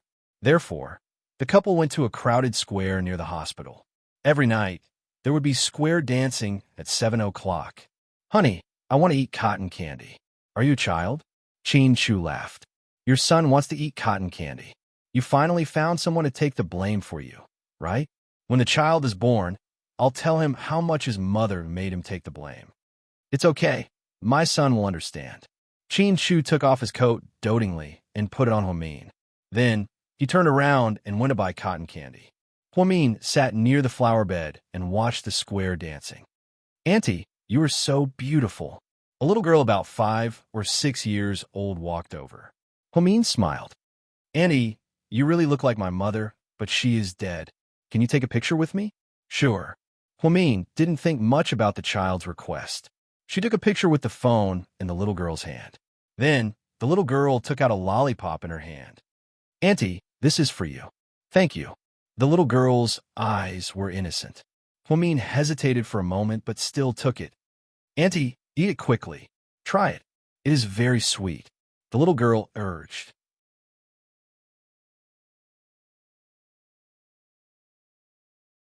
Chapter 35:27.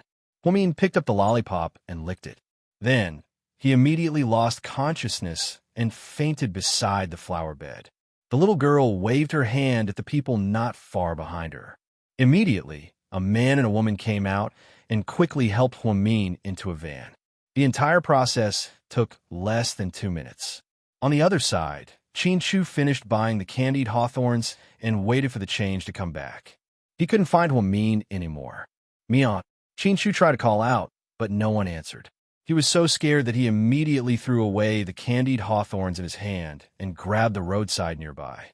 Where's the pregnant woman in white who was sitting here just now? Did any of you see her? I'm willing to pay a lot of money for clues. Did any of you see the pregnant woman? Qin Shu began to search crazily, but everyone shook their heads. After all, everyone was watching the show at that time. Who would have noticed the flower bed behind them? At this time, there was a homeless child. He was dirty from head to toe and looked to be about 14 or 15 years old. Uncle, I saw her. Tell me, where is she? Qin Shu grabbed the child's shoulder excitedly, ignoring the dirt on him. Can you buy me a hamburger first? Pointing at the KFC at the edge of the square, the child revealed a yearning look. Qin Shu didn't say anything and took out 1,000 yuan from his pocket. He handed it to the child. This is all for you. Tell me, where's my wife? I saw her eat a lollipop given to her by a little girl and then fainted. Then, a man and a woman ran out and took her into a van. Okay, thank you. Qin Shu was a little excited and immediately called Gao Ran. He asked Gao Ran to contact the branch here and find a van from the surveillance footage. His pregnant wife was missing. That was more terrifying than Qin Shu's life. Chu, calm down. Mian is so smart. She'll be fine. Gao Ren comforted him on the phone. I can't stay calm. Those people who kidnapped Mian will die when they fall into my hands. Qin Shu cursed loudly in the police station surveillance camera, not caring about his image as a Prince Charming. Then why don't I drive over to find you now? Gao Ren said.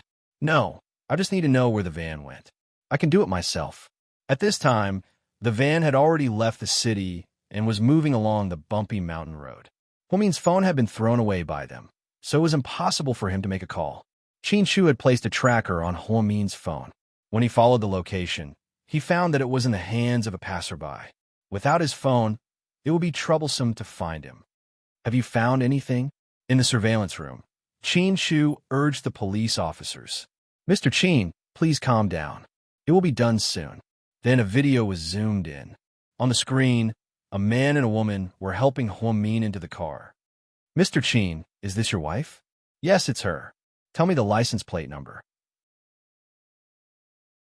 The police officers zoomed in on the license plate number, S1446. I think I've seen this number before. It doesn't look like a van's license plate. One of the police officers muttered to himself. We'll know once we check the owner's information. Sure enough, when they checked the information, they found that it wasn't a van's license plate. In other words, the van was an illegal vehicle with a set of license plates. It really is an illegal vehicle. What do we do now? Continue to follow the van and find out where it's heading, Qin Shu said decisively. But if the van has left the city, it'll be difficult to track it down with fewer and fewer surveillance cameras.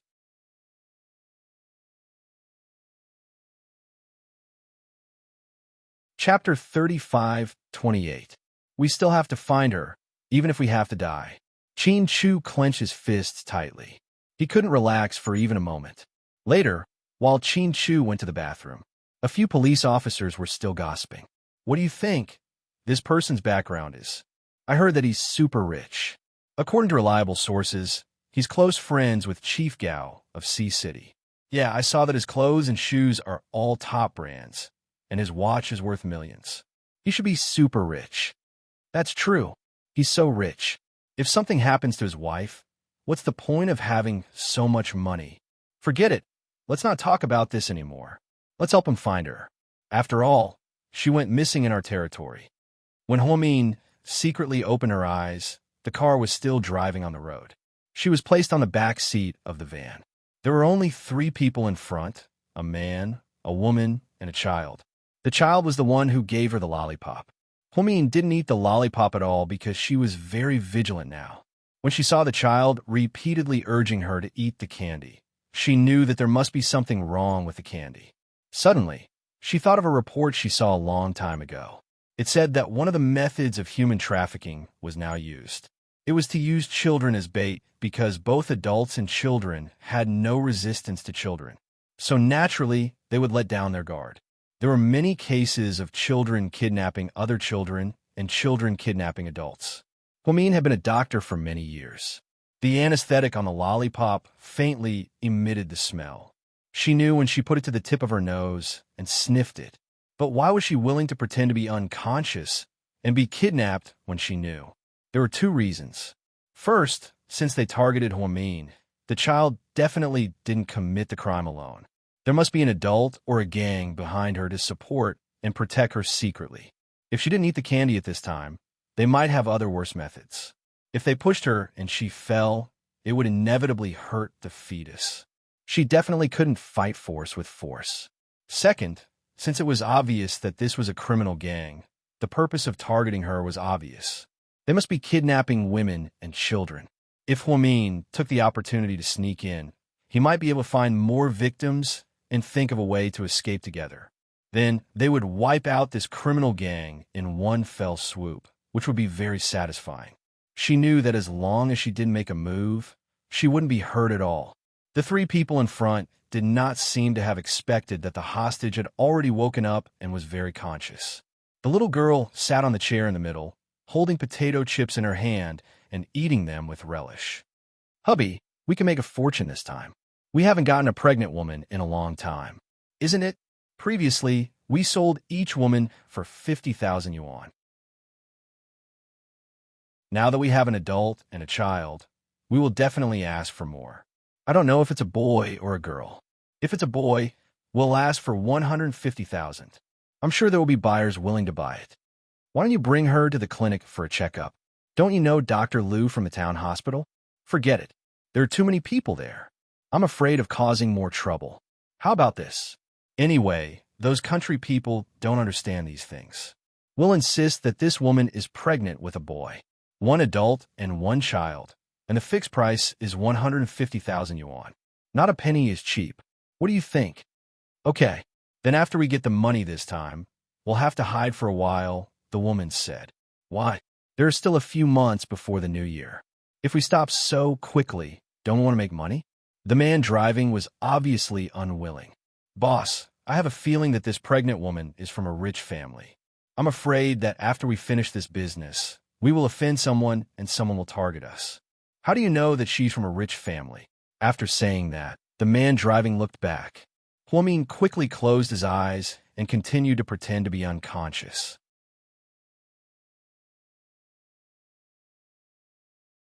Chapter 35:29. Look at this and you'll know. The woman held Huamin's bag in her hand. What's this? The man obviously didn't understand. Although I don't know the brand or series of this bag, I saw a very popular female celebrity on TV carrying the exact same bag. The news even said that this bag costs more than 100,000 RMB. It's more than 100,000 RMB. Do you know? Silly woman. Don't you know there's a kind of imitation? Didn't you see it when we went to the night market? LV or whatever it is, they're everywhere.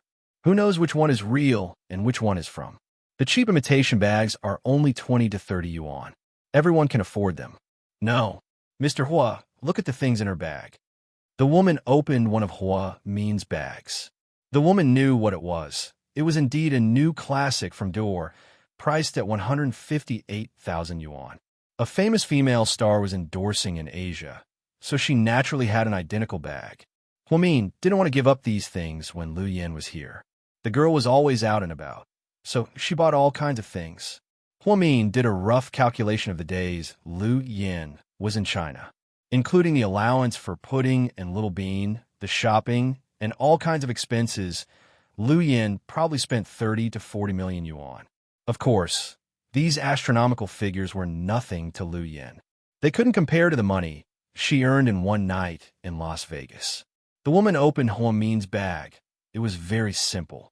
They threw out their cell phones in case they were followed. There were only some things Huamin used and a bottle of Chanel perfume in the bag. There was also a pack of tissues and a classic red Chanel lipstick. There was also a short purse with a famous brand. It was a burgundy Prada women's purse. Whoa, there's a purse. Open it and see how much money it has. The man was obviously not very excited. Huamin didn't carry too much cash with him. He only kept 3,000 to 4,000 yuan as a backup. So, the woman took out a stack of cash and checked it. Mr. Hua, there's more than 3,600 yuan here, the woman exclaimed. Wow, that's quite a lot. Huh, what an unexpected gain. Husband, how can an ordinary woman carry so much money on the streets? Wife, don't be nervous. She's a pregnant woman. Maybe she always has some money on her in case she gives birth. But I think she's only 5 or 6 months pregnant. She doesn't look like she's about to give birth. She might be the daughter-in-law of a rich family. The woman still insisted on her feelings. So what if she's a rich man's wife? She still fell into our hands. I'm afraid that if her family has some power, we'll be implicated if they investigate further. You're thinking too much. Did you forget about Dongzi and his gang? Didn't they kidnap the daughter of the director of the Labor Bureau? What happened in the end? That woman begged and begged, but her family still paid a ransom of 300,000 yuan for her, not a cent less. Furthermore, they didn't call the police. I heard that the woman was even done with by Dongzi. That's why those officials and rich people might not be capable. Their money isn't clean either. When they encounter us, they can only blame themselves for being unlucky. But I'm still a little worried. You women are so troublesome. You're timid and ignorant. Women just don't know much. Okay, stop wasting time. When we reach Kaohsiung town, we'll take a rest and then pick a few good goods and bring them along. This time, we'll go to Rendezvous. There are a lot of bachelors there. These few days, the harvest is good, so we should have some money. Hearing this, Huamin understood. These people were human traffickers, and they had done a lot of shady things. She was so angry that she wanted to stand up and beat this couple to death.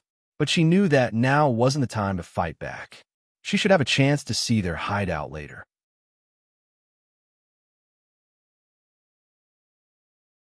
Chapter 35:30.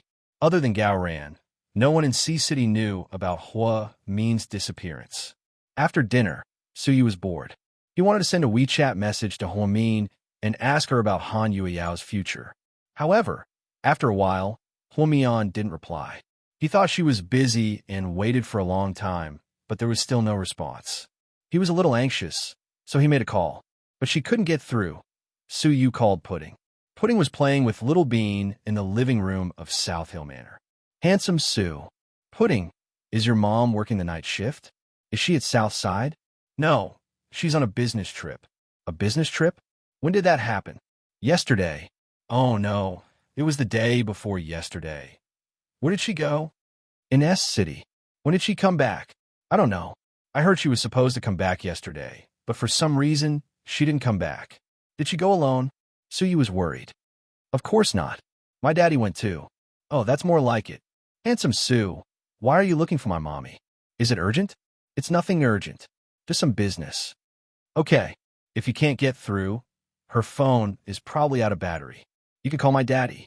Okay, you guys have fun. After hanging up, Suyu still felt uneasy. For some reason, Huomin's phone rarely ran out of battery.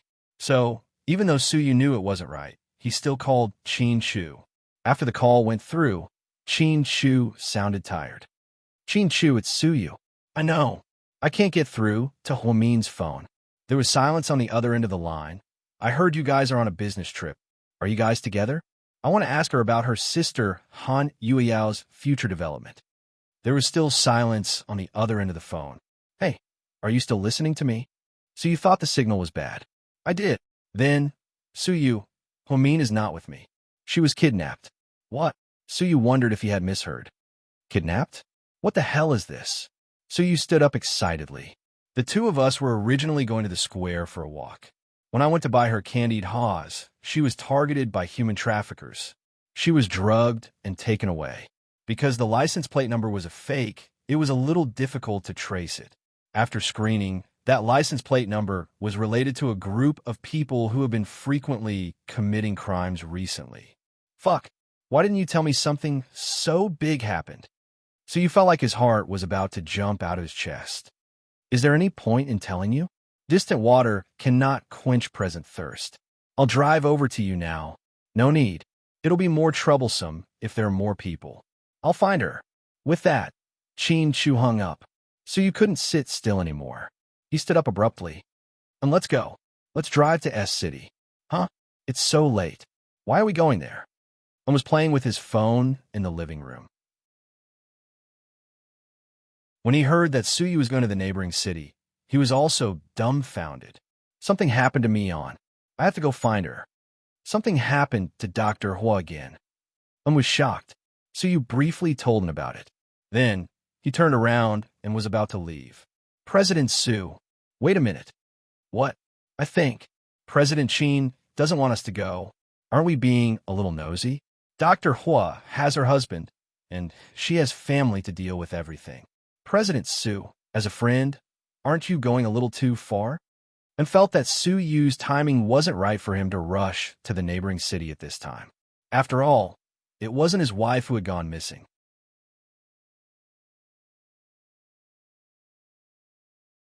Chapter 35-31. And even you think so? President Su, I've been with you for years. Do you think I'll hurt you? It's not about hurting me. Suyu was conflicted. You really need to give up on something. I know you still like Dr. Hua, but can you try to calm yourself down? Don't panic every time she's in trouble and your husband hasn't done anything yet. That's so embarrassing. I don't want you to be like that. So you think so of me too. President Su, Dr. Hua will be fine. She's been through a lot. Now that she's pregnant, she'll take better care of herself, Su Qing-sang said. You're right. Besides, Chin Chu is better than me. He'll save her. Yes. The whole world knows that Chin Chu loves his wife. But you don't even know that you like Dr. Hua. Okay, don't make it complicated. I won't go. In the end, Suyu gave up because of Anne's words. Indeed, even if he went, he wouldn't be able to change anything. He liked Huang Mian, and he didn't seem to know it himself. Maybe it had become a habit. He had said many times that he would let it go, but he couldn't stay calm when something happened to her. President Su, go to bed early. Our company has a new film release tomorrow. Since Miss Niao Lingxin left, we don't have any female stars to support the show. Uncomplained, who's the lead? Suyu asked. Not from our company. She's an artist from another company. She's very popular. She's the female lead of several popular TV series. Her name is Chun Eileen. Oh, it's her. I remember her. Yeah, a lot of media will be there tomorrow. Our company invested in this film and spent a lot of money to invite Miss Chun to support the show. President Sue, you must promote it well. After all, you have many female fans on Weibo. And chuckled, get out of here. After scolding it, Sue suddenly remembered something. He picked up his cell phone and called Han Yueyao on WeChat. Come out. Such an unyielding tone was more like Sue Yu's personality. Question mark. Han Yueyao was even more unique. Her big boss sent her a WeChat message, but she only replied with a question mark. I'll have my driver pick you up tomorrow morning. What? Han Yueyao was alarmed. What do you think? I'll sell you. I'm worthless. Suyu, then I'll eat you. Suyu deliberately replied in a bad mood. I have body odor. I don't think it's a good idea to kill President Sue. Who would murder their own boss? Suyu, with you chatting like this, I feel like I can't continue chatting with you. Is this something a beauty should say? Suyu blushed with shame. I'm not a beauty. I'm just a noob. I don't have the burden of being an idol, so I naturally say whatever comes to mind. All right, you win. Suyu felt awkward. President Sue, what can I do for you? She asked. Of course. Why would I want to see you? Then tell me, President Sue, my instant noodles are almost ready. They won't taste good when they soften. I'll attend the press conference for a new film tomorrow. Come with me and show your face in front of the media. I won't go. Han Yueyao refused immediately. Why not? Because I'm not in the film. I'm not the lead or a supporting role. Why should I go? There are so many media outlets, and it'll be broadcasted live. You should go and show your face. Do you know how good of an opportunity this is? You shouldn't give such a good opportunity to a trainee like me. Thank you, President Sue. I'll eat my noodles now. Bye. After refusing Sue Yu, she calmly opened the lid of her instant noodles and started eating. Sue Yu was still in a daze. And do you remember that girl named Han Yueyao? Yes.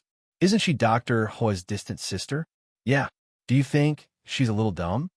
Sue Yu asked in puzzlement with his hand on his chin.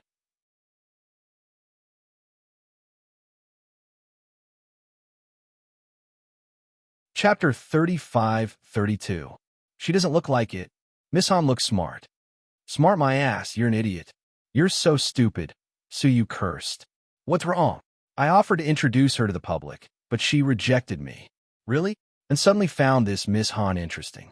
If she wasn't introduced by Mian, do you think I would talk to her? Fine, I won't go. If Mian asks, I can say that she didn't want to go. It has nothing to do with me. It's not like I didn't give her a chance. This girl has a personality, huh? Hey, why didn't she want to go? If she doesn't want to be famous, why did she come to Imperial Star as a trainee? So you couldn't figure out. Maybe she has her own plans and guessed. Is she trying to get my attention by playing hard to get? Suyu picked up his phone and tidied his hair in front of the screen, turning on his narcissistic mode. President Sue, I don't think you should have this idea. What idea? The idea that all the women in the world like you. Look at President Qin, he doesn't. Go away. I'm the coolest. I'm the most popular with women. And didn't know whether to laugh or cry at President Sue's stubbornness. In the end, Suyu didn't go to the neighboring city, but he was worried. He thought about Anne's words carefully and found that they made sense. He couldn't know them too much. If something happened to Huamin, there was still Qin Shu. What was the point of him going there?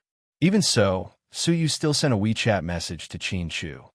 Let me know if there's any news from Mian. Qin Shu replied immediately. Okay, S City. Qin Shu rolled up his black long-sleeved shirt, covering the diamonds on the cuffs, hiding his luxurious and noble appearance. He leaned on the police chair, and the two watched the big screen in the surveillance center together. Hey, that's weird. President Qin, we've checked it several times. The car just mysteriously disappeared. Is there another passage under the bridge? Qin Shu had been tracking the van, but the strange thing was when they followed the video and saw the van enter a cave, it disappeared. Then, they turned on the surveillance camera at the exit and saw that other cars were coming and going, but the van was gone. It was like magic. That can't be. Caves are usually built to avoid the risk of collapse, so both sides must be reinforced. It's impossible that there are other passages inside. Qin Shu denied the young policeman's conjecture. Then, could it be that they've been hiding in the tunnel to avoid our investigation? Not really. The tunnel is extremely unsafe. They're not idiots. They won't hide in there and wait to be hit. These human traffickers have brains. They probably used this method to avoid being tracked down by the police. What should we do now? The few police officers were dumbfounded and had no idea what was going on. Qin Shu straightened up and walked around the surveillance center a few times. His mind was spinning quickly to analyze the route taken by these human traffickers. Suddenly, I got it. Qin Shu walked over again and ordered the young policeman. Pull up the video of the exit. Yes, President Qin. The young policeman followed Qin Shu's instructions and pulled up all the cars in the direction of the exit. Qin Shu found that there were only 7 cars that matched the time of the van. 4 of them were private cars, which had been ruled out. Cars couldn't take the van. There was also a large bus, which had been ruled out. The bus had 2 rows of seats, so there was no space for the van. There was also a half-truck, which couldn't hide the van. The last car was a very long truck. The box behind the truck was very long. It was the kind of truck that specialized in transporting cars from the north to the south. That's the one. The van must have hidden here and escaped. Qin Shu pointed at it.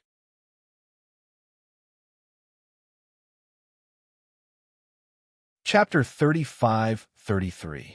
The van carrying Hua Min finally stopped at a place called Kaoshan Town. She continued to pretend to be unconscious. Then, the couple carried her away and locked her in a secret room. Boss, we don't have to lock her up with those people, right? No, we can make money. We'll put her in a separate room. By the way, when she wakes up, feed her food and water. Tie her up and don't let her run away.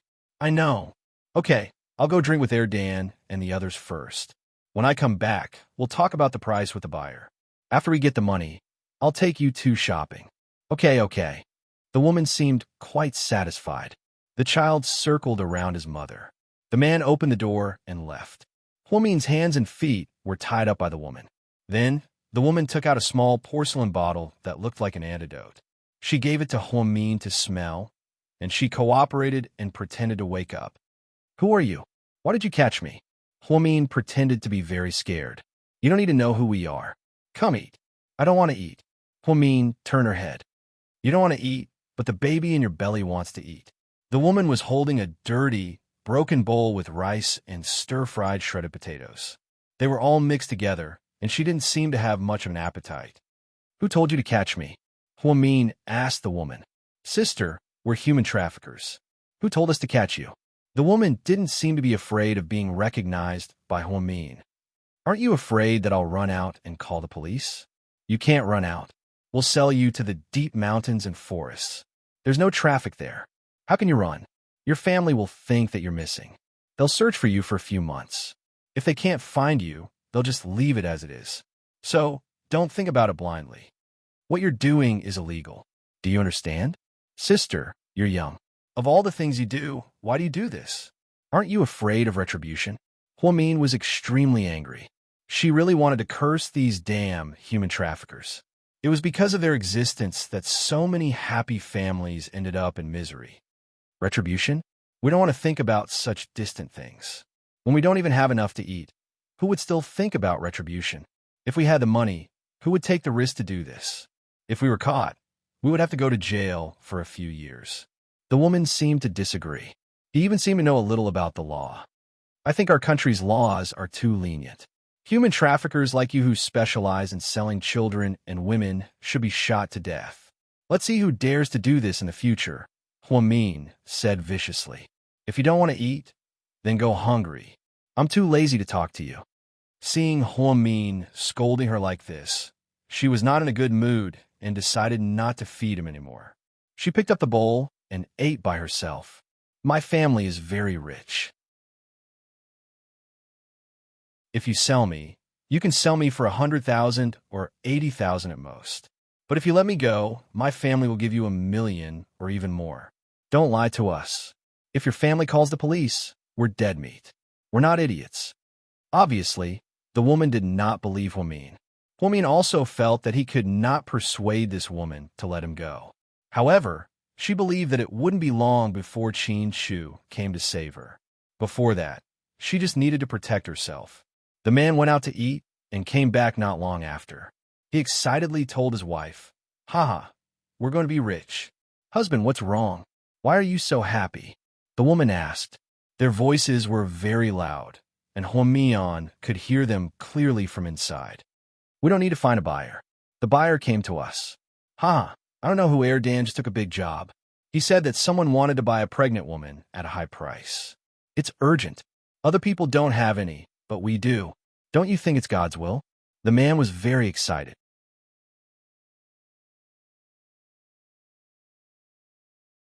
Chapter 35-34. What a coincidence. "Boss, we have to be careful. Could it be the cops?" "Of course not. Do you think I'm an idiot? Most of Erden's jobs are done by Fourth Master Fong." "Who do you think Fourth Master Fong is?" "He's respected by both the government and the underworld. How could they collude with the cops?" "If that's the case, then there's no problem." "Boss, how much did they offer? Have you negotiated with them?" "I was going to say 300,000 yuan. If they bargained, I'd pay them back. But guess how much they offered?" "How much?" The man raised two fingers. 200,000 yuan? 200,000 yuan isn't a small amount. "That's fine. We don't have to find a buyer." "Let's do it," the woman said. "Are you stupid? It's not 200,000 yuan. It's 2 million. What? 2 million? The woman was dumbfounded. Huamian was also shocked when she heard this. Who would be willing to spend 2 million to buy a pregnant woman in the domestic human trafficking industry? Even a good-looking baby boy would only be sold for 90,000 yuan. Women who were prettier and younger, or even college students, would only be sold for 100,000 yuan. 2 million in one go. It was definitely not that simple. Huamin became alert and listened carefully to the conversation outside. "Yeah, they offered 2 million yuan. Tell me, how can I offer?" The man's voice was loud and clear. He seemed to be getting more and more agitated. "Then who are they? Why are they offering so much money?" The woman was uneasy. "I don't have to ask. They could be whoever they want. As long as we have the money, it's fine." "But..." The woman was still a little scared. "No buts. Nothing will happen. Fourth Master said that they'll pay with the money and deliver with the goods. In an hour, someone will come to pick up the goods." "That's easy." "An hour? So fast." "Yeah, maybe they're just in a hurry." "Then why do you think they're spending so much money on a pregnant woman?" The woman still felt that something was wrong. "I don't care what they do. It's none of our business whether we kill them, cook them, eat them, or throw them away. Don't let your imagination run wild. Do you understand? We're going to be rich. Haha, after we get the 2 million, we'll leave this place. I'll take you to a bigger city to buy a house and a car. We'll do some business. Let's not do this for the time being." "Boss, I have a feeling that this business deal is not that easy. Say, how can there be such a thing as a free lunch in the world? You're a woman who doesn't know much. All right, you're in charge of looking after the pregnant woman. Don't let anything go wrong. You don't have to care about anything else." After saying that, the man took out his phone and walked away while making a call. Huamin shouted from inside, "Big sis, your family is in trouble." Hearing Huamin's words, the woman hurriedly pushed open the door and ran in. "What nonsense are you talking about?" "I'm not spouting nonsense. Let me tell you, I've heard your conversation just now. The people who will come to pick me up in an hour will be extremely vicious. At that time, not only will you not be able to get the money, your entire family will die. Shut up. Don't jinx it. If you keep talking, I'll slap you." Hearing Huamin's scary words, the woman was furious. She raised her hand to slap Huamin's face.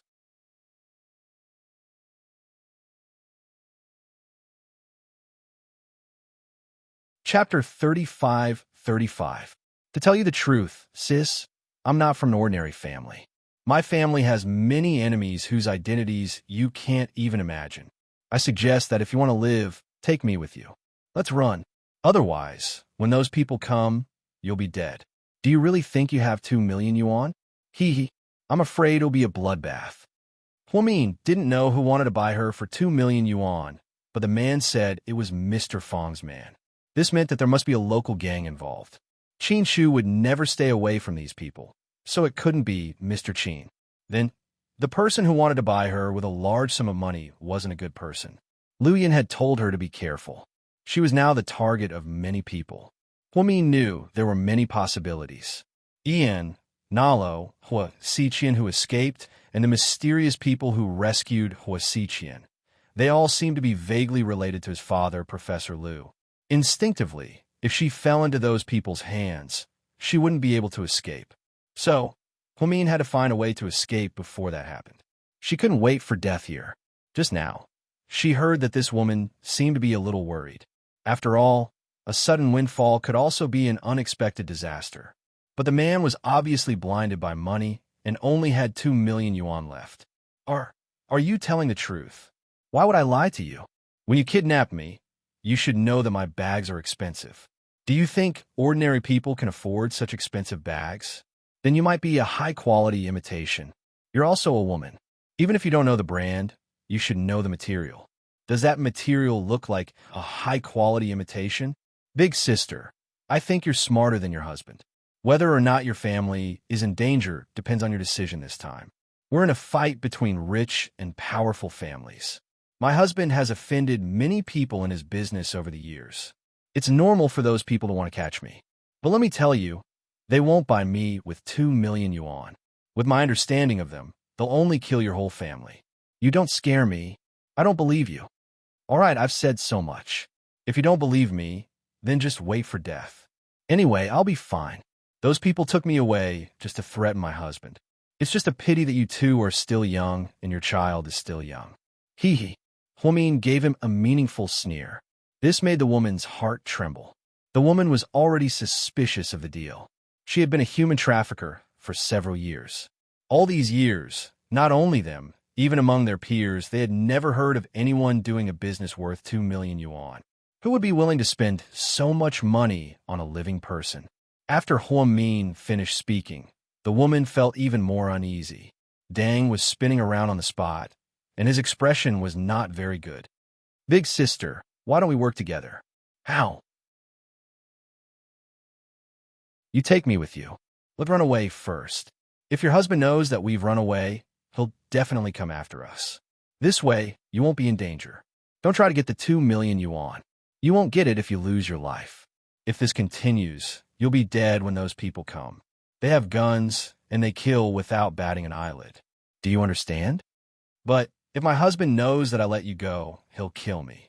Obviously, this woman was afraid of her husband. Even if you don't think about others, you have to think about your daughter. You don't want her to die on the streets with you, right? Hua Min continued to attack the woman's weakness. After hearing Hua Min's words, the woman seemed to waver.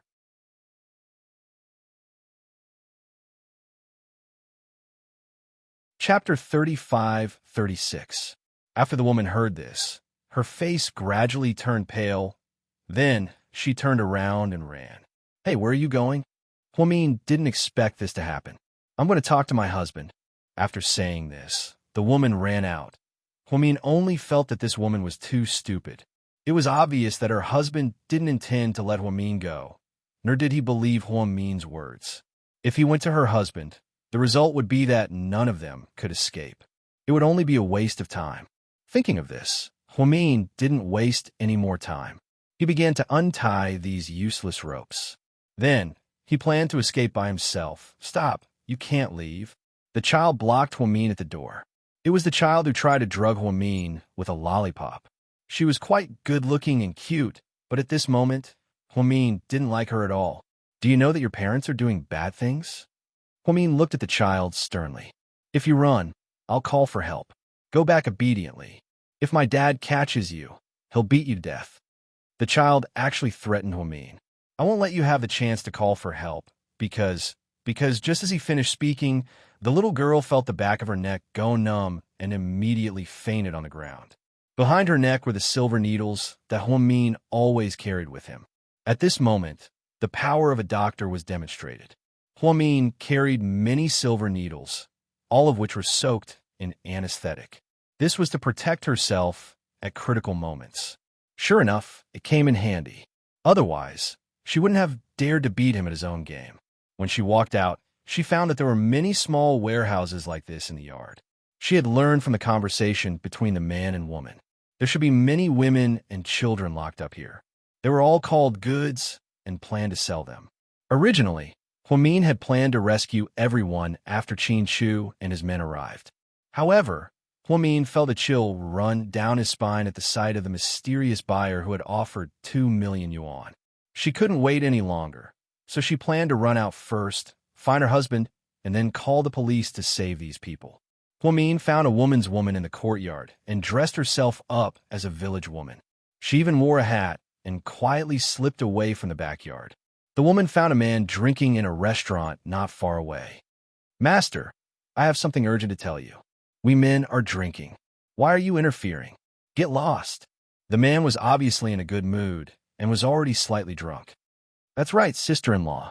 Brother Rome is finally happy. Don't worry about it. Master, it's really important. We have to take that pregnant woman out of here. Otherwise, we'll be in danger." "Danger my ass. That pregnant woman is very cunning. Don't listen to her. You're an honest man. You must have been bewitched by her. Go home and keep an eye on her. We'll be rich soon." The man still believed that he was going to be rich soon. "All you know is to be rich. Aren't you going to die?" The woman cried and scolded. "What are you talking about? I'll kill you." The man was furious. He stood up and slapped the woman's face. "Are you fucking crazy today? I've already said that we're going to have a good life soon. Don't you find it annoying to be nagging like this?"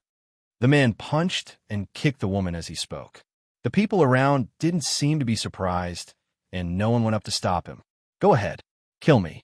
If you can't kill me, I'll go home and let that pregnant woman go," the woman said as she stood up and ran home. The man chased and beat the woman all the way home. The moment they opened the door, they were dumbfounded. The child fainted in the yard, and the pregnant woman, who could be sold for 2 million yuan, was nowhere to be found. "Bitch, did you let her go?" The man grabbed the woman's collar and asked fiercely. He looked as if he wanted to eat her alive.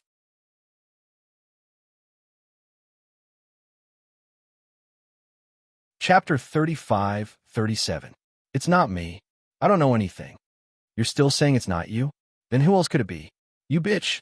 I knew you would ruin my plans. I'm going to beat you to death today." With that, the man started punching and kicking the woman. At this moment, the man behind him quickly stopped him. "Brother Rome, don't hit her. Let's look for her first. I've already talked to the buyer. If we can't deliver the goods when the buyer comes, we'll be done for. Not only will we ruin our reputation, Fourth Master Feng won't let us off." Yes. Let's go look for her first. Dan, send more people. That woman is pregnant. She can't run far with a big belly." "Okay." With that, the men started looking around. After Qin Chu recognized it, he knew that they had hidden the van in a big truck. Following the surveillance cameras, he finally found that the van was parked near Kaoshan Town. Then, without another word, Qin Chu ignored the police's advice and went to Kaoshan Town alone. In order to speed up, he even bought an Audi R8 from the local 4S shop. Why did he buy so many Audi cars when he already had so many? Why did this car appear so often? Because this was Huamin's favorite car. It was small, beautiful, and low-key. Qin Chu drove the white Audi R8 all the way to Kaoshan Town. At this moment, Huamin didn't go far. Of course, she couldn't walk far with a big belly. She had planned to go to the local police station to report the case and let the police send her out. But later, she thought it was inappropriate. What if those people who paid a lot of money killed the police? Also, who knew if the police in these remote areas colluded with the local gangs? Huamin had heard the husband and wife mention Fourth Master Feng more than once. If this Fourth Master Feng was secretly in cahoots with the police, wouldn't she be a lamb in a tiger's den? After thinking about it, Huamin didn't rashly leave Kaoshan Town. Instead, she found a farmer near the town to stay. In order not to arouse suspicion, she found a house where only the old lady was at home. Then, he told the old lady that he had come to look for his relatives, but couldn't find them. It was already dark, and he didn't have a place to stay, so he asked the old lady to take him in. It was obvious that the old man lived alone. His house was rather shabby, so he would not be suspected easily. "Grandma, I don't have any money on me. When my family comes to pick me up, I'll ask them to give you some money. Is that okay? It's free. It's not easy for a woman like you to be pregnant. Just stay here and leave early tomorrow morning. The old madam was a kind person and did not accept Huamin's money. Indeed, Huamin did not bring any money with him. His bag was with the woman, and the cash inside had been taken away by the human traffickers. Thank you, Grandma. Are you hungry? I'll cook something for you. Let me do it. I know how to cook too. I'll cook for you, Grandma. Huamin rolled up his sleeves and was about to get off the bed. No need. Your skin is so soft and tender. I can tell that you're from the city. You can't compare to us from the countryside. We have big pots here. It's very troublesome to cook. I'm afraid that you don't know how to start a fire. Wait, I'll cook some noodles for you. Then, the old madam could not refuse Huamin's kindness. She personally cooked a bowl of noodles for Huamin. The old madam's house was really poor. There was not much valuable furniture in the house. The house was the oldest kind of mud brick. Huamin stood inside and kept looking out of the window vigilantly. Those people were chasing after her. Grandma, where can I get a phone here? Huamin suddenly asked. Phone? You mean mobile phone? Obviously, the old madam was not familiar with mobile phones. Yes, mobile phones that can be taken away. Mobile phones. Huamin gestured. She wanted to call Qin Shu and at least tell him that she was temporarily out of danger.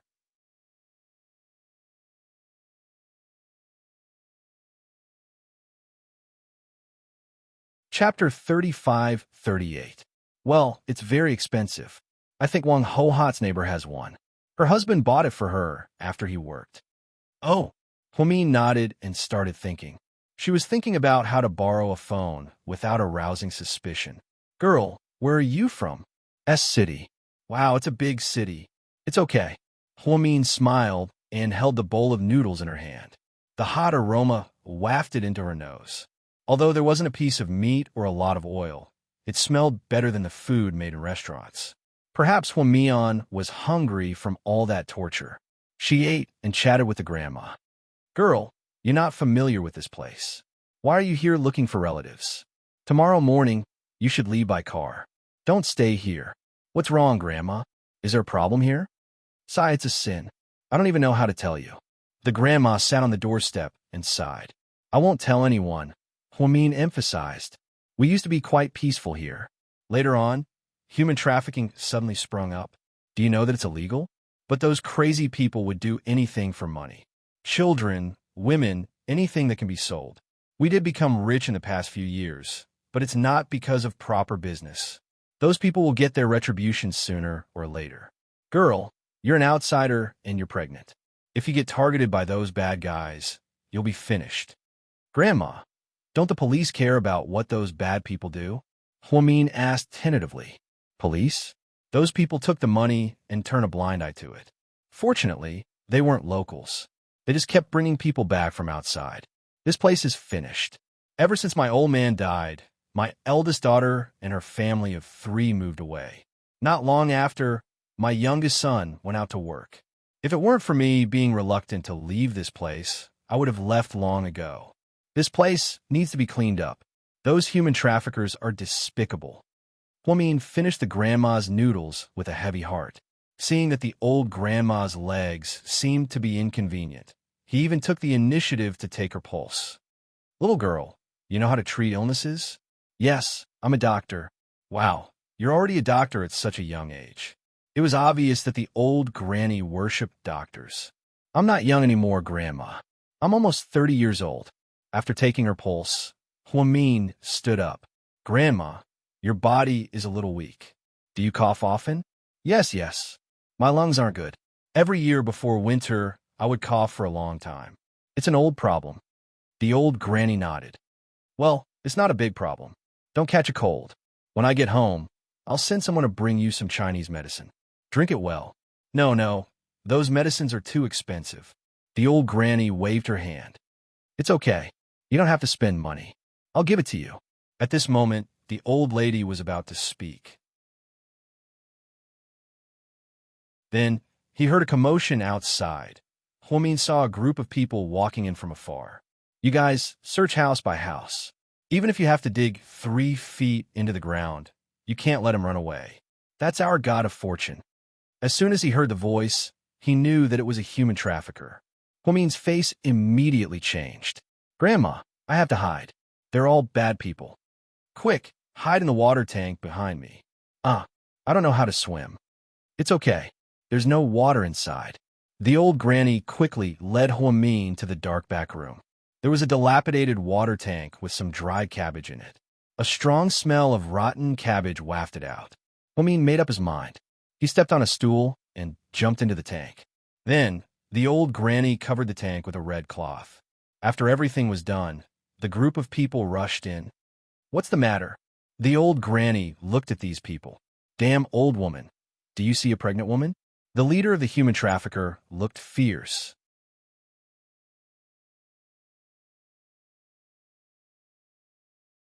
Chapter 35-39. What big belly? I don't see it. The old lady's attitude was very unfriendly. Stop wasting time. Let's search. The trafficker then led the way in. The old lady's house was small and run down, so he walked around twice and was about to leave when he didn't see anyone. However, just as he was about to leave, he noticed that there seemed to be a dark back room. What's that place? A barn, the old lady said. Blackie, go in and search. The leader of the trafficker obviously didn't dare to enter, so he asked his men to go in and search. The young man mustered up his courage and walked in with the old lady following behind him. The barn was very small. Other than some broken farm tools, there was only a dilapidated water tank. What's this? Blackie was curious and reached out to open the water tank. Huamin covered his mouth and held his breath. He was so nervous that his heart was about to stop. Just as his hand was about to touch the water tank, the old lady picked up a feather duster and hit his hand hard. Old lady, what are you doing? You can't touch it. Didn't you see the red cloth? This is where Huang Daxian put his food. I picked up all the dead chickens and ducks. If you want to open it, I won't stop you. But don't say I didn't warn you. If Huang Daxian gets angry, don't blame me for your bad luck. Blackie was scared when he heard the old lady's words. In the north, there was a legend about the two immortals, who was a fox and Huang was a weasel. The older generation believed in this, especially in the countryside. So when a man heard this, he felt very strange. Even if he had 10 times the courage, he wouldn't dare to open it. If Huang Daxian got revenge, he would be done for. So, Blackie hurried out of the barn. How was it? Did you find anything? The trafficker asked. No, nothing. Let's go to the next one. Then, the group of people left one after another. Huamin could finally jump out of the water tank. Girl, are you okay? Grandma, I'm fine. Oh, they want to catch you. Grandma, I'll tell you the truth. I was caught by that human trafficker and was about to be sold, but I ran away on my own. Huamin didn't want to continue lying to the old granny. He felt that she was a good person and even helped him just now. Oh, what a sin. Even pregnant women and children are not spared. Girl, you should leave tomorrow morning. Grandma, it will be too late tomorrow morning. I have to leave in a while. What Huamin was afraid now was that when the person who bought her at a high price arrived, it would be difficult to leave. It's getting dark now. Where are you going? It's not safe. There are people outside. If you go out, you'll be caught. Although the old granny was old, she didn't look foolish. Grandma, didn't you just say that a neighbor has a cell phone? I want to borrow it from her house. I want to call my family. My family will come and pick me up. All right, let's go. I'll bring you to Ho-Hat's house. Huamin and the old lady waited until the human traffickers had turned the entire village upside down and left. Ho-Hat's house wasn't far from the old lady's house. After walking for less than 50 meters, they arrived. It was also a house that didn't look very good, but there seemed to be a lot of people inside. A white SUV was parked at the door. There seems to be a guest in his house, Huamin murmured. Since there were so many people, they couldn't go in. It would be bad if their whereabouts were exposed. Huamin was about to leave with the old lady when the door of Ho-Hat's house was pushed open. A young woman walked out with a roasted potato in her hand and was eating it with relish. Zhang Ro? Huamin was shocked. Yes, the woman who walked out was none other than Zhang Ro.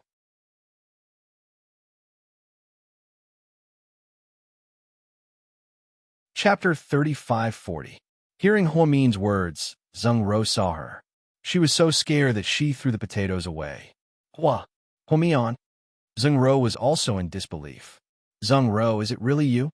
Excited to see an acquaintance here, Huamin immediately rushed over. Yeah, why are you here?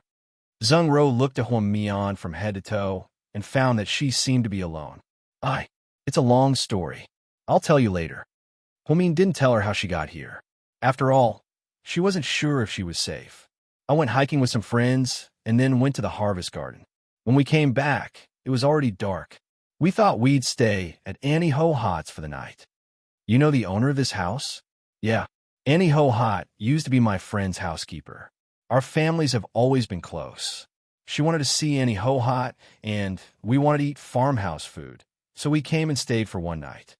Hearing her explanation, Huamin looked at the off-road vehicle in front of the door with suspicion. It was too much of a coincidence that Zheng Ro showed up. Why was she here? Was she related to those people who paid a lot of money? Huamin, what's wrong? Oh, nothing. Zheng Ro, can you lend me your phone? Sure. Without a word, Zheng Ro took out her phone and handed it to Huamin.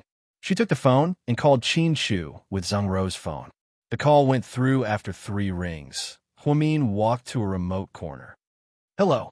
Qin Shu's deep and pleasant voice came from the other side of the phone. Honey, it's me. Mian? Where are you? Are you hurt? Are you okay? Qin Shu was worried sick. I'm fine. Don't worry. Listen to me. I'm in a village near Kaoshan Town. I think it's called Red Cloud Village. I'll reach Kaoshan Town in 30 minutes. Wait for me to pick you up. No, no, no. You must not come. You must not enter Leaning Mountain Town. Why? I don't have time to explain it to you. Honey, how about this? Stop the car now and send me a location based on this number. I'll go find you now. No, I'm worried. I'll go pick you up. Qin Shu insisted on picking him up personally. Honey, I'm really fine. I'm with Zheng Ro. Zheng Ro. Qin Shu also seemed surprised. I'll explain this to you later. Hurry up and send me your location. We'll meet up with you now, and then we have to leave this place immediately. All right then. Qin Shu believed that Huamin had a plan. So, at her request, he parked the car in a nearby parking lot and sent her a location on his cell phone. Receiving Qin Shu's location, Huamin said to Zheng Ro in a low voice, Can you lend me your car? I'll drive to meet up with my husband. When we get back, I'll have someone send the car back to you. Of course, you can come with me. What's wrong? Why are you in such a hurry? It's getting dark. Zheng Ro was puzzled. Huamin studied her eyes and found that she really didn't know that those people were coming. Someone wants to catch me. I must leave this place. Huamin lowered her voice. What? Catch you? Zheng Ro was even more surprised. It's too late. Let's go now. Huamin pointed at Zheng Ro's car and said. Huamin had called Qin Shu with Zheng Ro's cell phone. If Zheng Ro was really in trouble, Qin Shu wouldn't let her go. So, Huamin decided to take the risk and use Zheng Ro's car to leave this damn place. Okay, let's go now. I'll go and call my friends out. Then, Zheng Ro went into the house and called out the 2 girls who came out with her. I'll drive. I can drive fast, Huamin offered.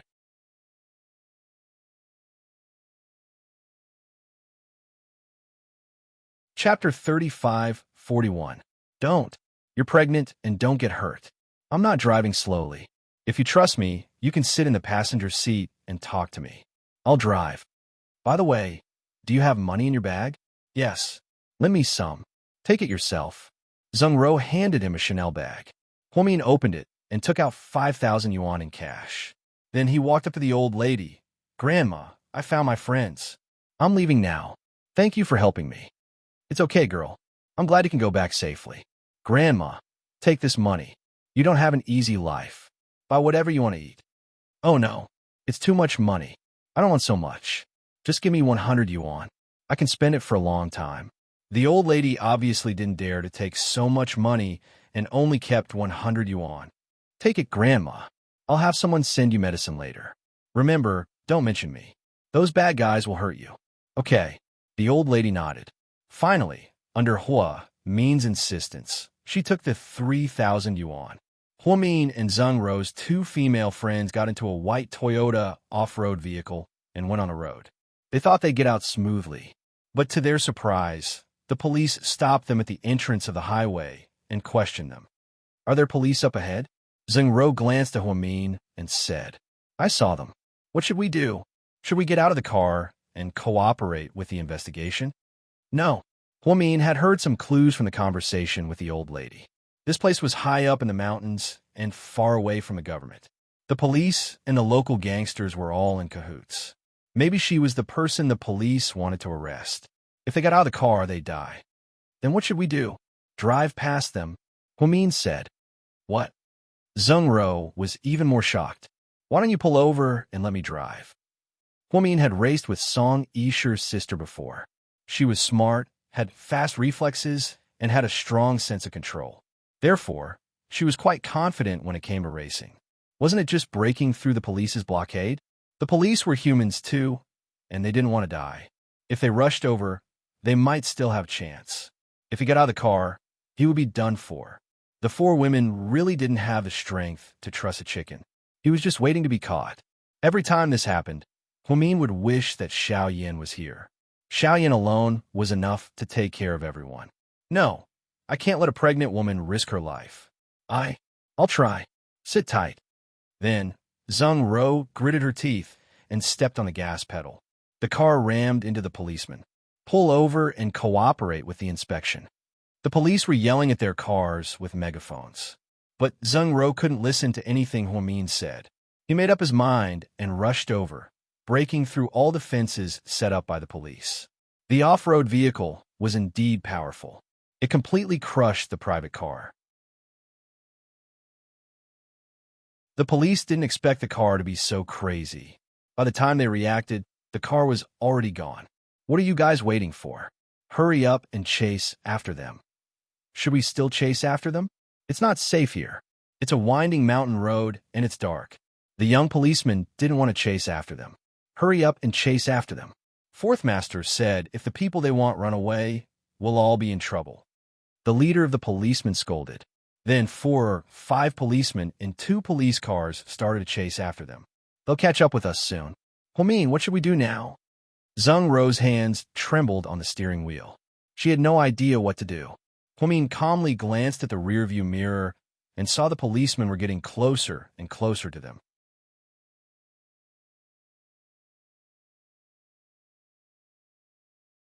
Chapter 35:42. Huamin lowered his head and didn't say anything. He picked up Zheng Ro's cell phone and quickly opened a map. He zoomed in on the map and looked at the route ahead. Although the mountain road here is rugged, it is quite regular. After every 3 small bends, there must be a big one. Let me check the distance between them. The small bends are about 120 meters apart, and the big bends are about 300 meters apart. Wow, my Dr. Hua is awesome. For the first time, Zheng Ro looked at Huamin with admiration. She hadn't known this woman, but had heard that she was smart. This time, Zheng Ro had to look at her in a new light.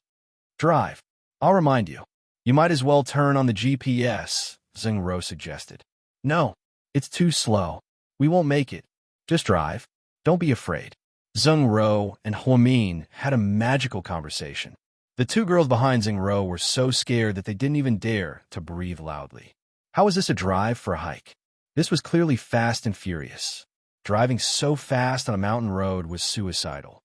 It's too dangerous for us to drive so fast, a girl in the back seat said in a low voice. If they catch up with us, we'll be in big trouble. We don't care about the speed limit. Huamin's words scared the 2 girls into silence. But they knew the pregnant woman was Zheng Ro's friend. Otherwise, Zheng Ro wouldn't have listened to her so obediently. Idiot. Drive faster. Catch up with them. In the police car, the leading officer was very anxious. He watched as the car in front of him got farther and farther away. No, boss. If we drive faster, we'll be in danger. It's dark and the road is difficult to drive. We're risking our lives. Ha! They're getting away from us. Following Huamin's reminder, they ran for a while and found the police were far behind them. We can't let down our guard. They're still chasing us, Huamin said calmly. Huamin, help me turn the steering wheel. Then, Zheng Ro let go of the steering wheel and made a call. Uncle Zhao, it's Zheng Ro. I'm in danger. Please find a way to send someone to pick me up. My current location is on the road more than 20 miles away from Kaoshan Town. The next stop is Luyang River Town. I hope I can see someone there. Then Zheng Ro hung up. Seeing Hua Min's puzzled look, Zheng Ro explained with a smile. She's my father's secretary. Don't worry. Yes. When their car arrived at Luyang River Town, Hua Min saw Qin Chu's car from afar. After the car stopped, she quickly rushed over. She threw herself into Qin Chu's arms. Oh, President Qin is here.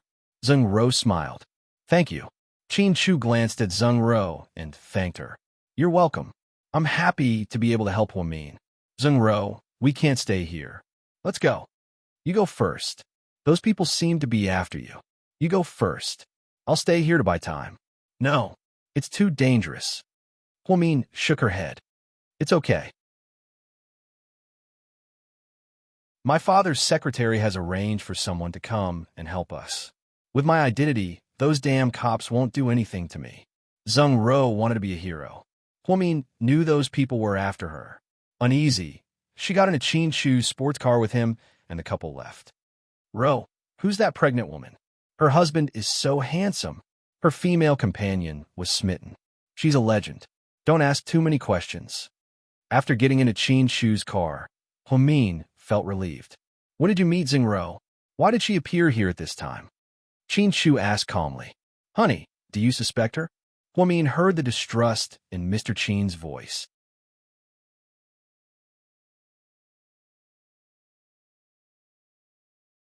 Chapter 35-43. Shouldn't she be suspected?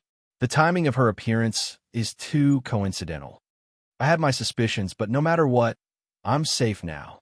We'll talk about the rest when we get back. Hua Min got in Qin Chu's car safely. Zheng Ro's two girlfriends stopped the car on the side of the road. When the police caught up with them, they surrounded them. What are you doing? Zheng Ro yelled on purpose. Where's the pregnant woman? What pregnant woman? Zheng Ro pretended not to know. The other two girls didn't dare to speak either. Don't play dumb. Tell us where the pregnant woman is. The leading police officer's tone was harsh. His attitude toward Zheng Ro was harsh. He pointed at her nose and yelled, Mind your words. Do you know who I am? I don't care who you are. If you don't tell us where the pregnant woman is, you'll suffer, the police officer said fiercely. Do you think I'm a coward? You're just policemen from a small town. Believe it or not, I'll fire all of you tomorrow. You'll all be fired. Ho ho. How arrogant. Girl, do you think you're so great just because your family is rich? The police officers thought they were rich girls and didn't think much of their million-yuan luxury cars. I'll tell you, the pregnant woman in your car is the person we're looking for. Tell us now. Don't waste our time. There's no pregnant woman. If you keep acting like this, I'll call the police and warn you that the police are harassing civilians. Haha. Call the police? Okay. Call the police. Zheng Ro picked up her cell phone and was about to make the call. But the leading police officer snatched her cell phone and threw it to the ground. Damn it. How dare you throw my cell phone? Do you know how much it costs? Idiot. Zheng Ro was so agitated that she cursed and rushed up to fight with the policeman. Of course, as a girl, she was no match for a police officer and was pinned to the ground in a few moves. Though, let go of her. If you hurt her, you'll die. Her father won't let you go. Zheng Ro's best friend panicked, and the two girls rushed up. But before they could touch the police officer's uniform, they were pinned down by the other police officers. These women really don't know what's good for them. Take them all back and interrogate them properly. The policeman whose face was scratched by Zheng Ro was also angry. He wanted to bring these women back and give them a good beating. Just as they were about to get into the police car, suddenly 7 or 8 military vehicles came from all directions. A group of soldiers got out of the car. Who's Zheng Ro? The leading officer was fully armed and had a heavy machine gun in his hand. I'm Zheng Ro. Zheng Ro slowly raised her hand. Miss Zheng, I'm sorry we're late, the man said politely to Zheng Ro. The other policemen were immediately dumbfounded. It's not too late, not too late. Hurry up and help me teach these bastards a lesson.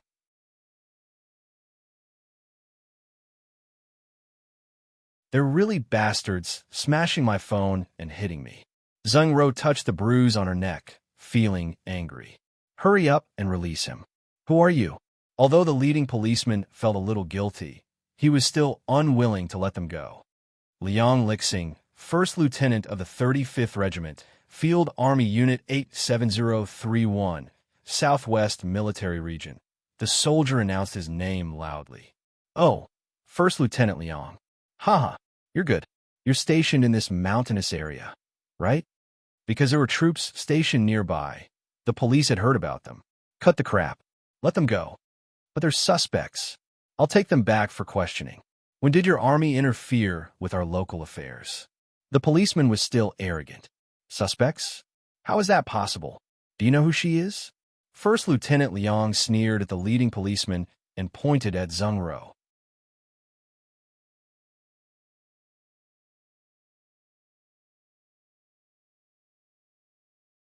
Chapter 3544.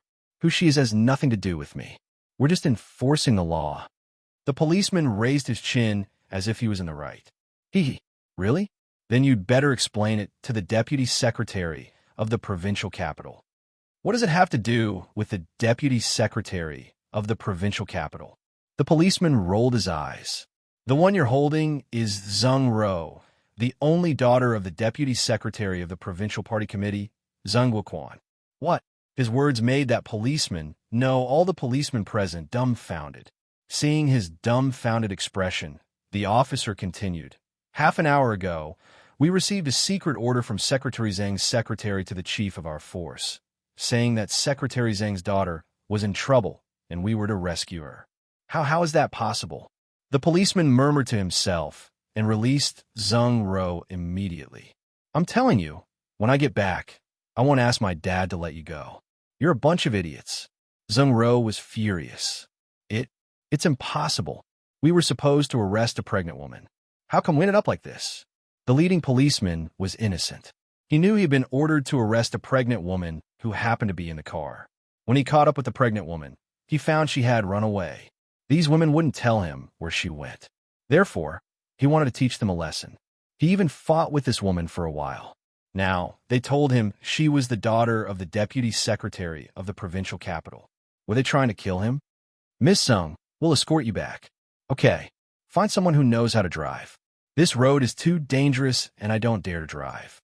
Zheng Ro tilted her head and glared at the policeman. Okay, Miss Zheng, it's a misunderstanding. It's a misunderstanding. We didn't want to arrest you. Seeing that she was the daughter of a rich family, the policeman immediately admitted defeat. He almost knelt down before her. Misunderstanding? Fuck off. Wait for your death. How dare you call yourselves the People's Police? Do you think you're qualified to work for your boss? Zheng Ro pointed at their noses and scolded them. Then she left under the escort of the army. Although the policemen were safe for now, they knew they couldn't be policemen anymore. So they went back dejectedly. Captain, what should we do now? The few police officers were also frightened. What else can we do? Let's go back and ask Zhu Darong for some money first. If we didn't help him capture a pregnant woman as a hostage, would things have turned out like this? The police captain put all the blame on the human trafficker. Therefore, they planned to go back and extort some money. When the time came, even if they were fired, at least they would still get money. Unexpectedly, when they entered the courtyard, they were immediately dumbfounded.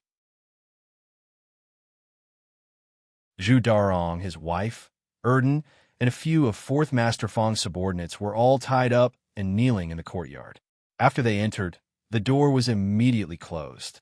In the corner stood 4 men in black with devil masks on. They were all holding submachine guns. That's right, submachine guns, not Type 54 pistols. Standing in the middle was a person wearing a white ghost mask. Judging from his height, he should be a man. You? Who are you?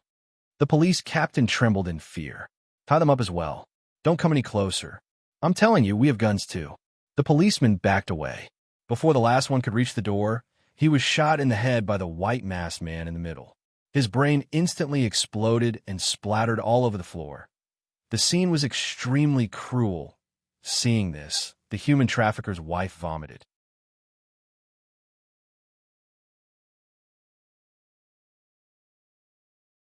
Chapter 3545. Now, the rest of the policemen were well-behaved and obediently allowed themselves to be captured. I have a question. If you don't answer satisfactorily, I'll shoot one of you. With that, the man in the white mask walked up to Erdan. Where's the pregnant woman we want? His voice was deep and powerful, and he spoke in standard Chinese. No, I really don't know. As soon as he finished speaking, Erdan was shot between his eyebrows and fell to the ground dead. Zhu Darong was so scared that he almost peed his pants. I told you they weren't good people. You just had to be greedy for 2 million. You bastard, you've killed us. The human trafficker's wife broke down and cried. So, the masked man walked up to the human trafficker's wife. Sir, we really don't know. We caught her, but she really ran away. Where did she go? We don't know. We're looking for her. We want to earn 2 million too. We're in a hurry. The woman cried as she explained. You're dishonest, aren't you? Bring the child here. The masked man ordered, and his men brought their daughter to the middle. The child was scared out of her wits. She couldn't cry, laugh, or speak. Man, it has nothing to do with my daughter. Don't touch her. Please, I'll kowtow to you. The woman kowtowed to the masked man. But it didn't seem to work at all. If your wife doesn't say anything, what about you? The masked man asked Zhu Darong. Hero, I really don't know. I brought people to look for her, but there's no news. At this moment, the police captain and the other policemen knew. But at this moment, it was obvious. Anyone who got involved with them would be targeted by them. If they couldn't tell them where the pregnant woman went, they might be shot to death. So, the police captain and his men were selfish and didn't want to say that the pregnant woman was taken out. I really didn't find her. If I found her, would I not give it to you? Zhu Darong was so anxious that he cried. He really regretted not listening to his wife. If he had run away with the pregnant woman at that time, there wouldn't be so much trouble. You're not a man of your word. Didn't you agree that we'll hand over the goods with the money? We brought the money, and now you're telling me that she's missing. I'm really unhappy. After saying that, the man took out a pistol and pointed it at the little girl's head. No, I beg you don't kill my daughter. She's innocent. The woman crawled on the ground, crying her heart out. With a gunshot, the little girl's head exploded. The blood splashed all over the woman's face. Then, like a madwoman, she opened her mouth and bit the masked man's trousers. The masked man calmly lowered his head and slowly opened fire. The bullet instantly pierced through the woman's head.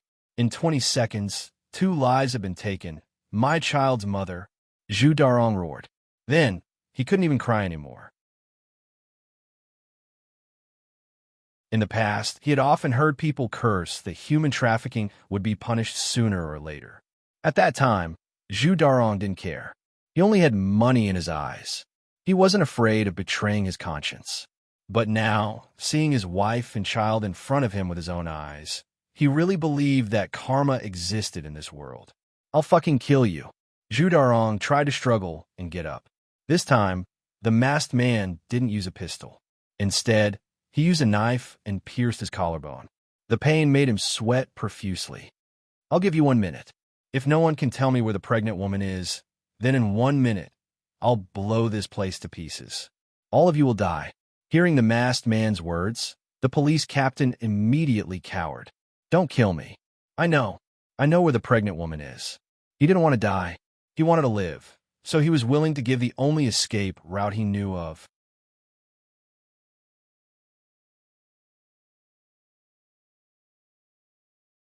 Chapter 3546. Oh, yes. As a police officer, I saw a suspicious car when I cordoned off the town, but it was too late when I chased after it. She was in that white Toyota off-road vehicle. What's the license plate number? It's a license plate from the provincial capital, S1688. What else do you know? There's a woman named Zheng Ro in the car. She said she's Secretary Zheng's daughter. Which Secretary Zheng? The masked man continued to interrogate. Deputy Secretary Zheng Guoquan of the Provincial Party Committee. Interesting. You can prove that Miss Zheng knows the pregnant woman? I think so. Otherwise, she wouldn't have risked her life to bring her out. She wouldn't tell me anything no matter how I asked. Good. Thank you for telling me this. You're welcome. The police captain was delighted that he had a chance to live. In the next second, a gunshot rang out and he fell to the ground. Blood slowly flowed onto the ground. Kill all these useless people, the masked man ordered. Sir, killing so many people in China will arouse the attention and dissatisfaction of the government. So what if they're dissatisfied? It's all because they're useless. They can't even catch a pregnant woman who can't even trust a chicken. They even let her escape. We came all the way here for nothing. If it weren't for the fact that I'm afraid that the general will blame me, I really want to kill everyone in this town. The masked man's murderous aura was strong. In his eyes, human lives were as worthless as ants. Don't kill me. Don't kill us. In the end, none of the remaining people managed to escape. Fortunately, the hostages locked up by the human traffickers weren't in danger. Perhaps the masked men didn't care at all. It was good that they vented their anger. Sir, should we go after them now? Why should we? Didn't you hear that the daughter of the provincial party secretary was involved? With her identity, she'll be protected by the military. Even if we go, we won't be able to catch her. We'll miss a good opportunity. Let's go. We'll do it again if we have another chance. By the way, Mr. Fong has lost so many people. Will he? Don't give him a chance. Blow up that Mr. Fong as well. Destroy his nest as well. Yes, sir. Just like that, the seemingly peaceful leaning mountain town had already experienced a bloody storm in secret. The human traffickers consisted of Zhu Durong's entire family, Erden, 3 of 4th Master Fong's subordinates, and 7 policemen. A total of 14 lives were lost in Zhu Durong's courtyard. At the same time, in the county town below Kaoshan Town, a luxurious villa was smashed into pieces. 4th Master Fong, who was a member of the mafia, and his family all died. This matter alarmed the criminal investigation team in the province. They immediately sent people to investigate, but they found nothing. On the way back to South Hill Manor, Huamin discovered a problem. Her husband seemed to be angry. Qin Shu didn't say a word, even though they had been running for more than 2 hours. He just kept driving and didn't even have any expression on his face. This didn't make sense. Hubby, do you want some water? Not thirsty. Then I'll get you a cookie. I'm not hungry. Then I'll sing you a song. Do you want to hear Counting Ducks or 2 Tigers? Huamin tried to act cute. I don't want to hear it. Hubby, are you mad at me? Huamin tilted her head and carefully looked at Qin Shu's face. Deputy Director Hua, you're being too serious. You're noble now and could do whatever you want. You're smart and brave. You fought the human traffickers for 2 days, even though you were pregnant. What right do I have to be mad at you? I think you should act in the second Wonder Woman movie in Hollywood. You're much better than Gal Gadot.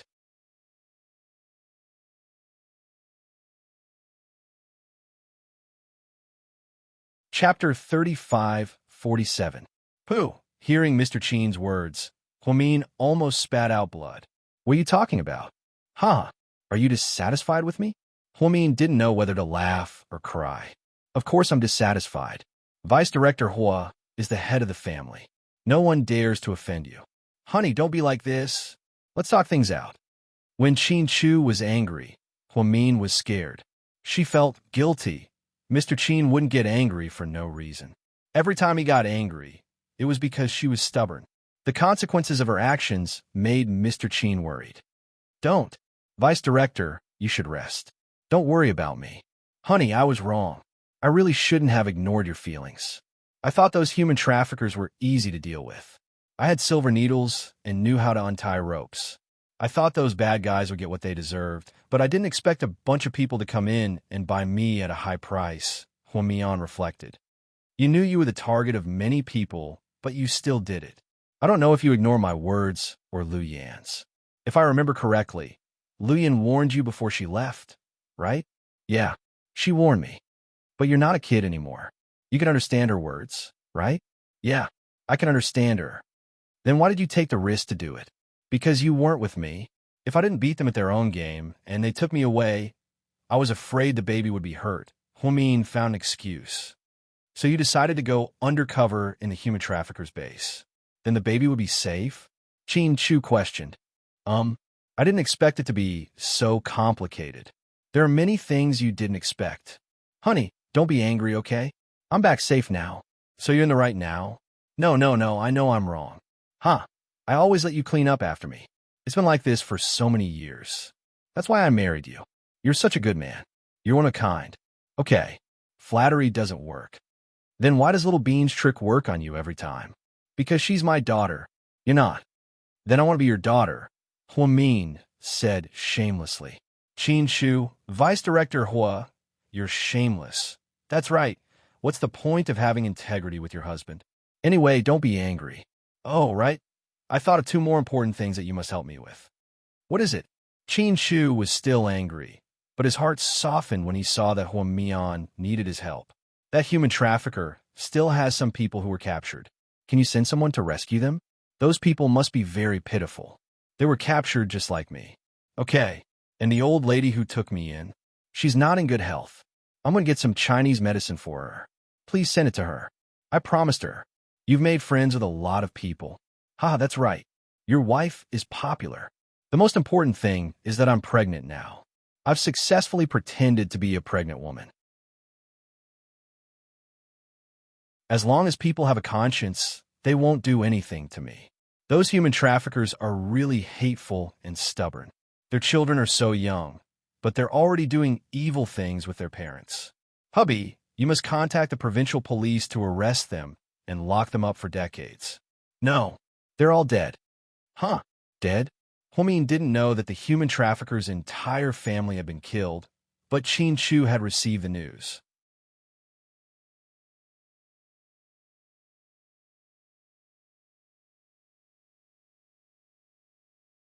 Chapter 35:48.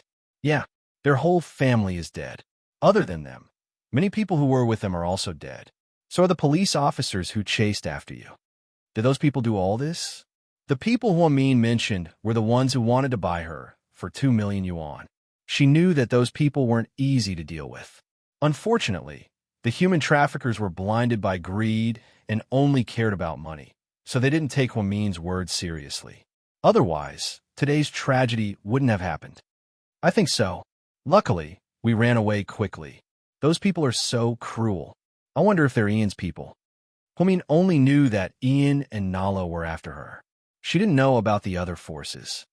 I'll get to the bottom of this. Qin Shu was even more vigilant now. It was obvious that some people with bad intentions couldn't catch Lu Yin at all. Therefore, they picked on Huamin. However, Huamin didn't realize how dangerous the situation was. This was no longer a simple case of human trafficking. Of course, the human traffickers were just ordinary human traffickers, but after they caught Lu Yin, they came to find her. Before he could make a move, someone had already come knocking on his door. This meant that the enemy's intelligence was also very good. There were many spies among them. Looking at her husband's sullen face, Huamin didn't dare to say more. She planned to cook more delicious food for Mr. Qin and coax him when they got home. She wanted to comfort his wounded heart. Honey, you didn't tell anyone about what happened to me, right? Qin Shu didn't say anything. Don't let mom and dad know. It's not good to worry when you're old. Don't let the kids know either. You're scared now? Why didn't you do it earlier? Qin Shu didn't have the heart, but he couldn't help but scold her. They say pregnancy makes a woman stupid for 3 years. Just think of it as my IQ plummeting. Huh? Huamin grinned and began to make fun of himself, hoping that Mr. Qin wouldn't be so angry. Zheng Ro and her 2 female friends were escorted back to the provincial capital by the army. Zheng Ro went to see the mysterious man again. How did it go this time? It went well. Does Huamin have any doubts? I'm not sure about that. After all, she's very smart. The timing of my appearance is also very coincidental. However, those people who killed Zhu Darong are not our people. Qin Shu will definitely investigate. When the time comes and he finds someone else, we will naturally be cleared of suspicion. Not bad. Chief, I don't understand why you didn't continue to work with Suyu. As for Suyu, I've received a tip that his mother has arranged for a woman to go over. I'm afraid that if you go over, it will be too chaotic. Not only will we waste time, but we won't be able to get any useful information. This time, you save Huamin. No matter how smart she is, she won't ignore your kindness. So what should I do next? You need to stay in the hospital. Stay in the hospital? Zheng Ro frowned slightly, as if she didn't understand what he meant. You have no reason to go back to Sea City now. So, you must find a suitable reason. Since Huamin is a doctor, you must go back as a patient. I understand. Then what illness should I use? Zheng Ro didn't dare to disobey him. At night, Zheng Ro was pushed down the stairs when she was shopping in the mall and had a slight concussion. The next day, she was transferred from the provincial hospital to Southside. At this time, Huamin didn't know anything about this. She didn't hear it from Chunjie until the next morning at work. Sister Mian, you know Zheng Ro, right? Yeah. Why? She's staying in the hospital. What? Huamin froze, obviously surprised. Recently, he had been in frequent contact with Zheng Ro. Huamin felt something was wrong.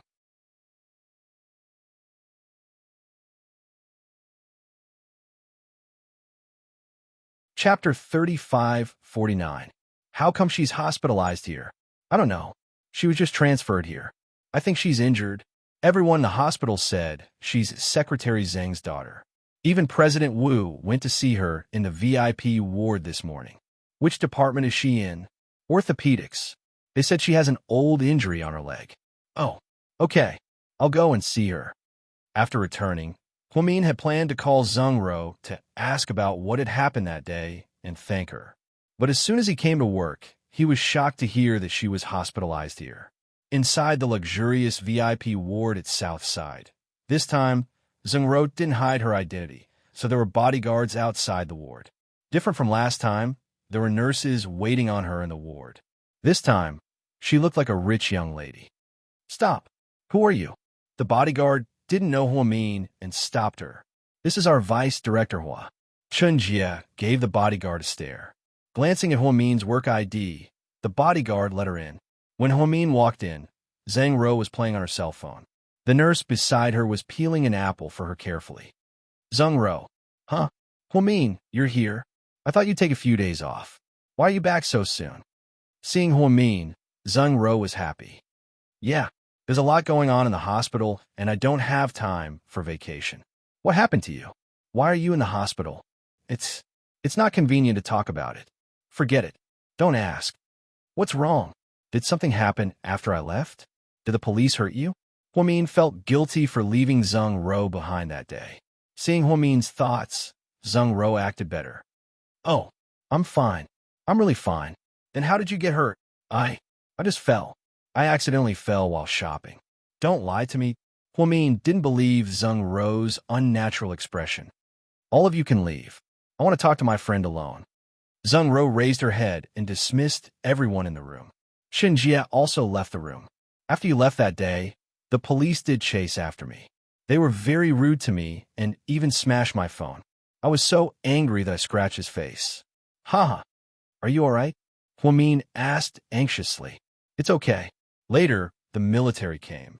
My father's secretary called and sent us home safely. What about your injury? Huamin looked at her leg, which was in a cast. After I came back, I thought I was fine, so I went out shopping. I don't know who pushed me from behind. Fortunately, it wasn't high, or I would have died.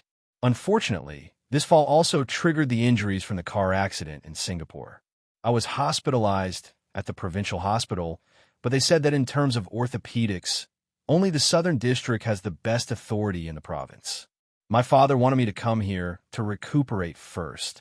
Why didn't you call me earlier? It's a big deal. Huamin was upset. It's nothing. I'm not crippled. It's just a small injury. Did you see the person who pushed you? Huamin asked. No, but my father said I might have ruined someone's plan that day, so the person took revenge. I'm sorry, Zheng Ro. I got you into this. At this moment, Huamin was filled with guilt. No matter whether Qin Chu suspected Zheng Ro or not, Huamin felt he had something to do with Zheng Ro's injury. What are you talking about? I can't blame you. It has nothing to do with you. Zheng Ro smiled nonchalantly. Does Suyu know that you were hospitalized? Huamin suddenly remembered the relationship between Zheng Ro and Suyu.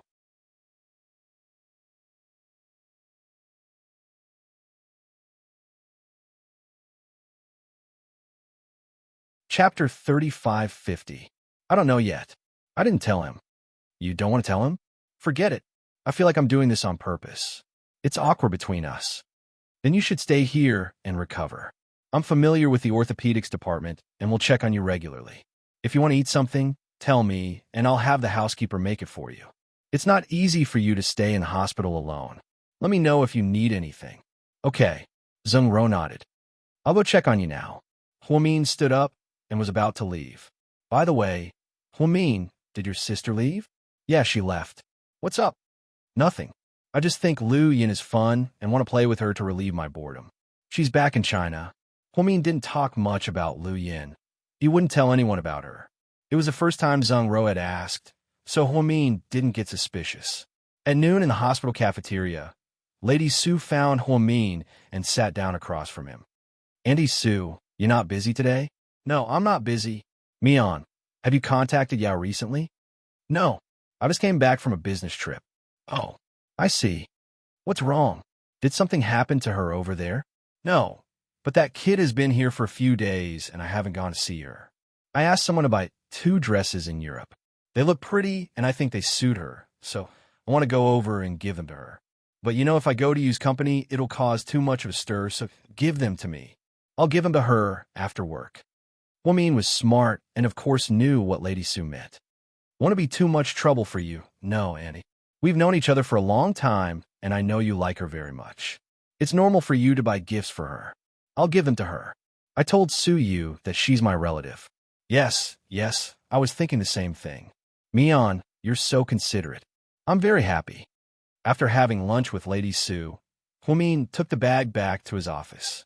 After work, she asked her driver and bodyguard to send her to Imperial Star. The trainees got off work late, so when Huamin arrived, they were still practicing hard in the dance classroom. Huamian waited patiently outside the dance studio with her things in hand. Her bodyguards followed closely behind her. At this moment, there was a meddlesome girl in the dance classroom. She looked out of the window and whispered, "Look, isn't that Mrs. Qin?" "I think so. I haven't seen her in a long time. Her skin is pretty good. She's pregnant, but still so pleasing to the eye." "Is there? Why didn't I notice it?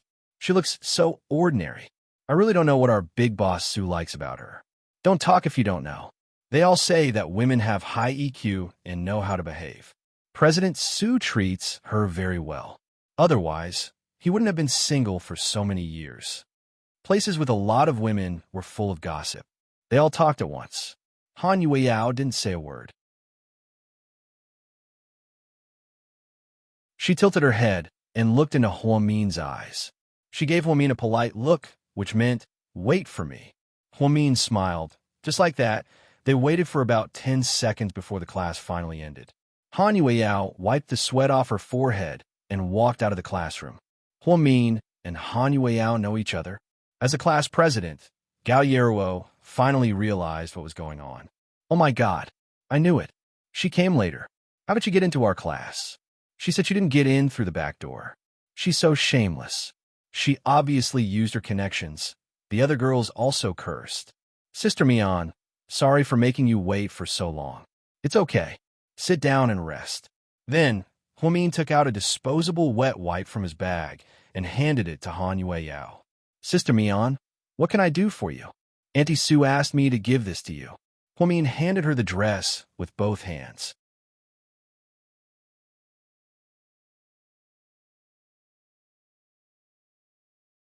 Chapter 35:51. "What's this?" Looking at the exquisite bag Huamin handed to her, Han Yueyao didn't take it immediately. "It's a dress." "Sister Mian, I don't want it." "Why?" "I've used Auntie Su once, and don't want to accept such expensive things again." Glancing at the bag, Han Yueyao knew this brand of dress was expensive. Although Han Yueyao was from a small family, she didn't want to take advantage of others. Huamin understood her feelings. It's natural for an old woman to be worried about her son. Auntie Sue's kind intentions. You should accept it first. If you feel bad, you can buy something back when you have the chance to earn money in the future. Just treat it as reciprocity. "Sister Mian, you don't blame me?" Han Yueyao was surprised to see Huamin talking to her gently. "Blame you for what?" "It's my fault that I used such a despicable method to get into Imperial Star," Han Yueyao said, and lowered her head. Why would I blame you? I appreciate your honesty. You said you wouldn't do anything to hurt Suyu. You just want to make more money as an artist. What's wrong with that? Huamin smiled gently. In this strange city, Han Yueyao had no familiar friends or family. She was touched by Huamin's kindness, even if it was because of someone else. I'll take it. Otherwise, you won't be able to explain it to your boss. Han Yueyao didn't hesitate and took the bag. Okay, Sister Mian, you're about to give birth, right? There's still a few days left. Huamin smiled as he rubbed his belly. Then you must take good care of yourself and the baby. Okay, yeah, I'll go now. Send me a WeChat message if you need me. I won't eat with you today. No. Oh, by the way, this is for you. Huamin handed her a bag of food. This is... Han Yueyao didn't know what was inside and didn't dare to take it. This was because she knew that people like Huamin and Suyu had to pay sky-high prices for their daily necessities. She was afraid that she wouldn't be able to return the favor after accepting it. I just passed by the supermarket and bought some fresh fruits for my daughters. I was planning to go home and make juice for them. I saw that the peaches and melons were good, so I bought some more for you. You should eat some fruits. They're good for your skin. Seeing it wasn't valuable, she reached out to take it. Thanks, Sister Mian. You're welcome. Go ahead. After that, Huamin stood up and left under the escort of his bodyguards. She walked back to the classroom with the fruits. At this moment, the way everyone looked at her changed. Didn't you say that you didn't use any connections? Then how do you know Huamin? Gao Yeruo asked aggressively. What's wrong with knowing Huamin? Is that illegal? Han Yueyao replied coldly. Stop pretending. Everyone here knows that Huamin is President Su's friend. You have such a powerful backer, so why are you still pretending to be a newbie? Disgusting. Yeah, Han Yueyao, I didn't know that you were such a scheming bitch. What a waste of our sincerity. Maybe it was because Gao Yeruo took the lead, but the other girls also gathered around. They seemed to want to punish Han Yueyao. I think it's funny that you're talking like this. Even if I got in through connections, does it have anything to do with you? Gao Yeruo, if your aunt wasn't Nialing Xuan's agent and knew the superstar, you wouldn't have been able to get in so easily.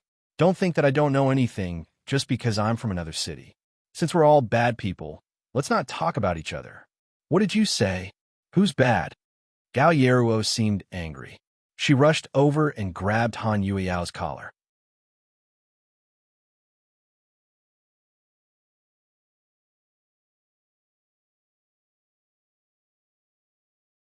Chapter 35:52.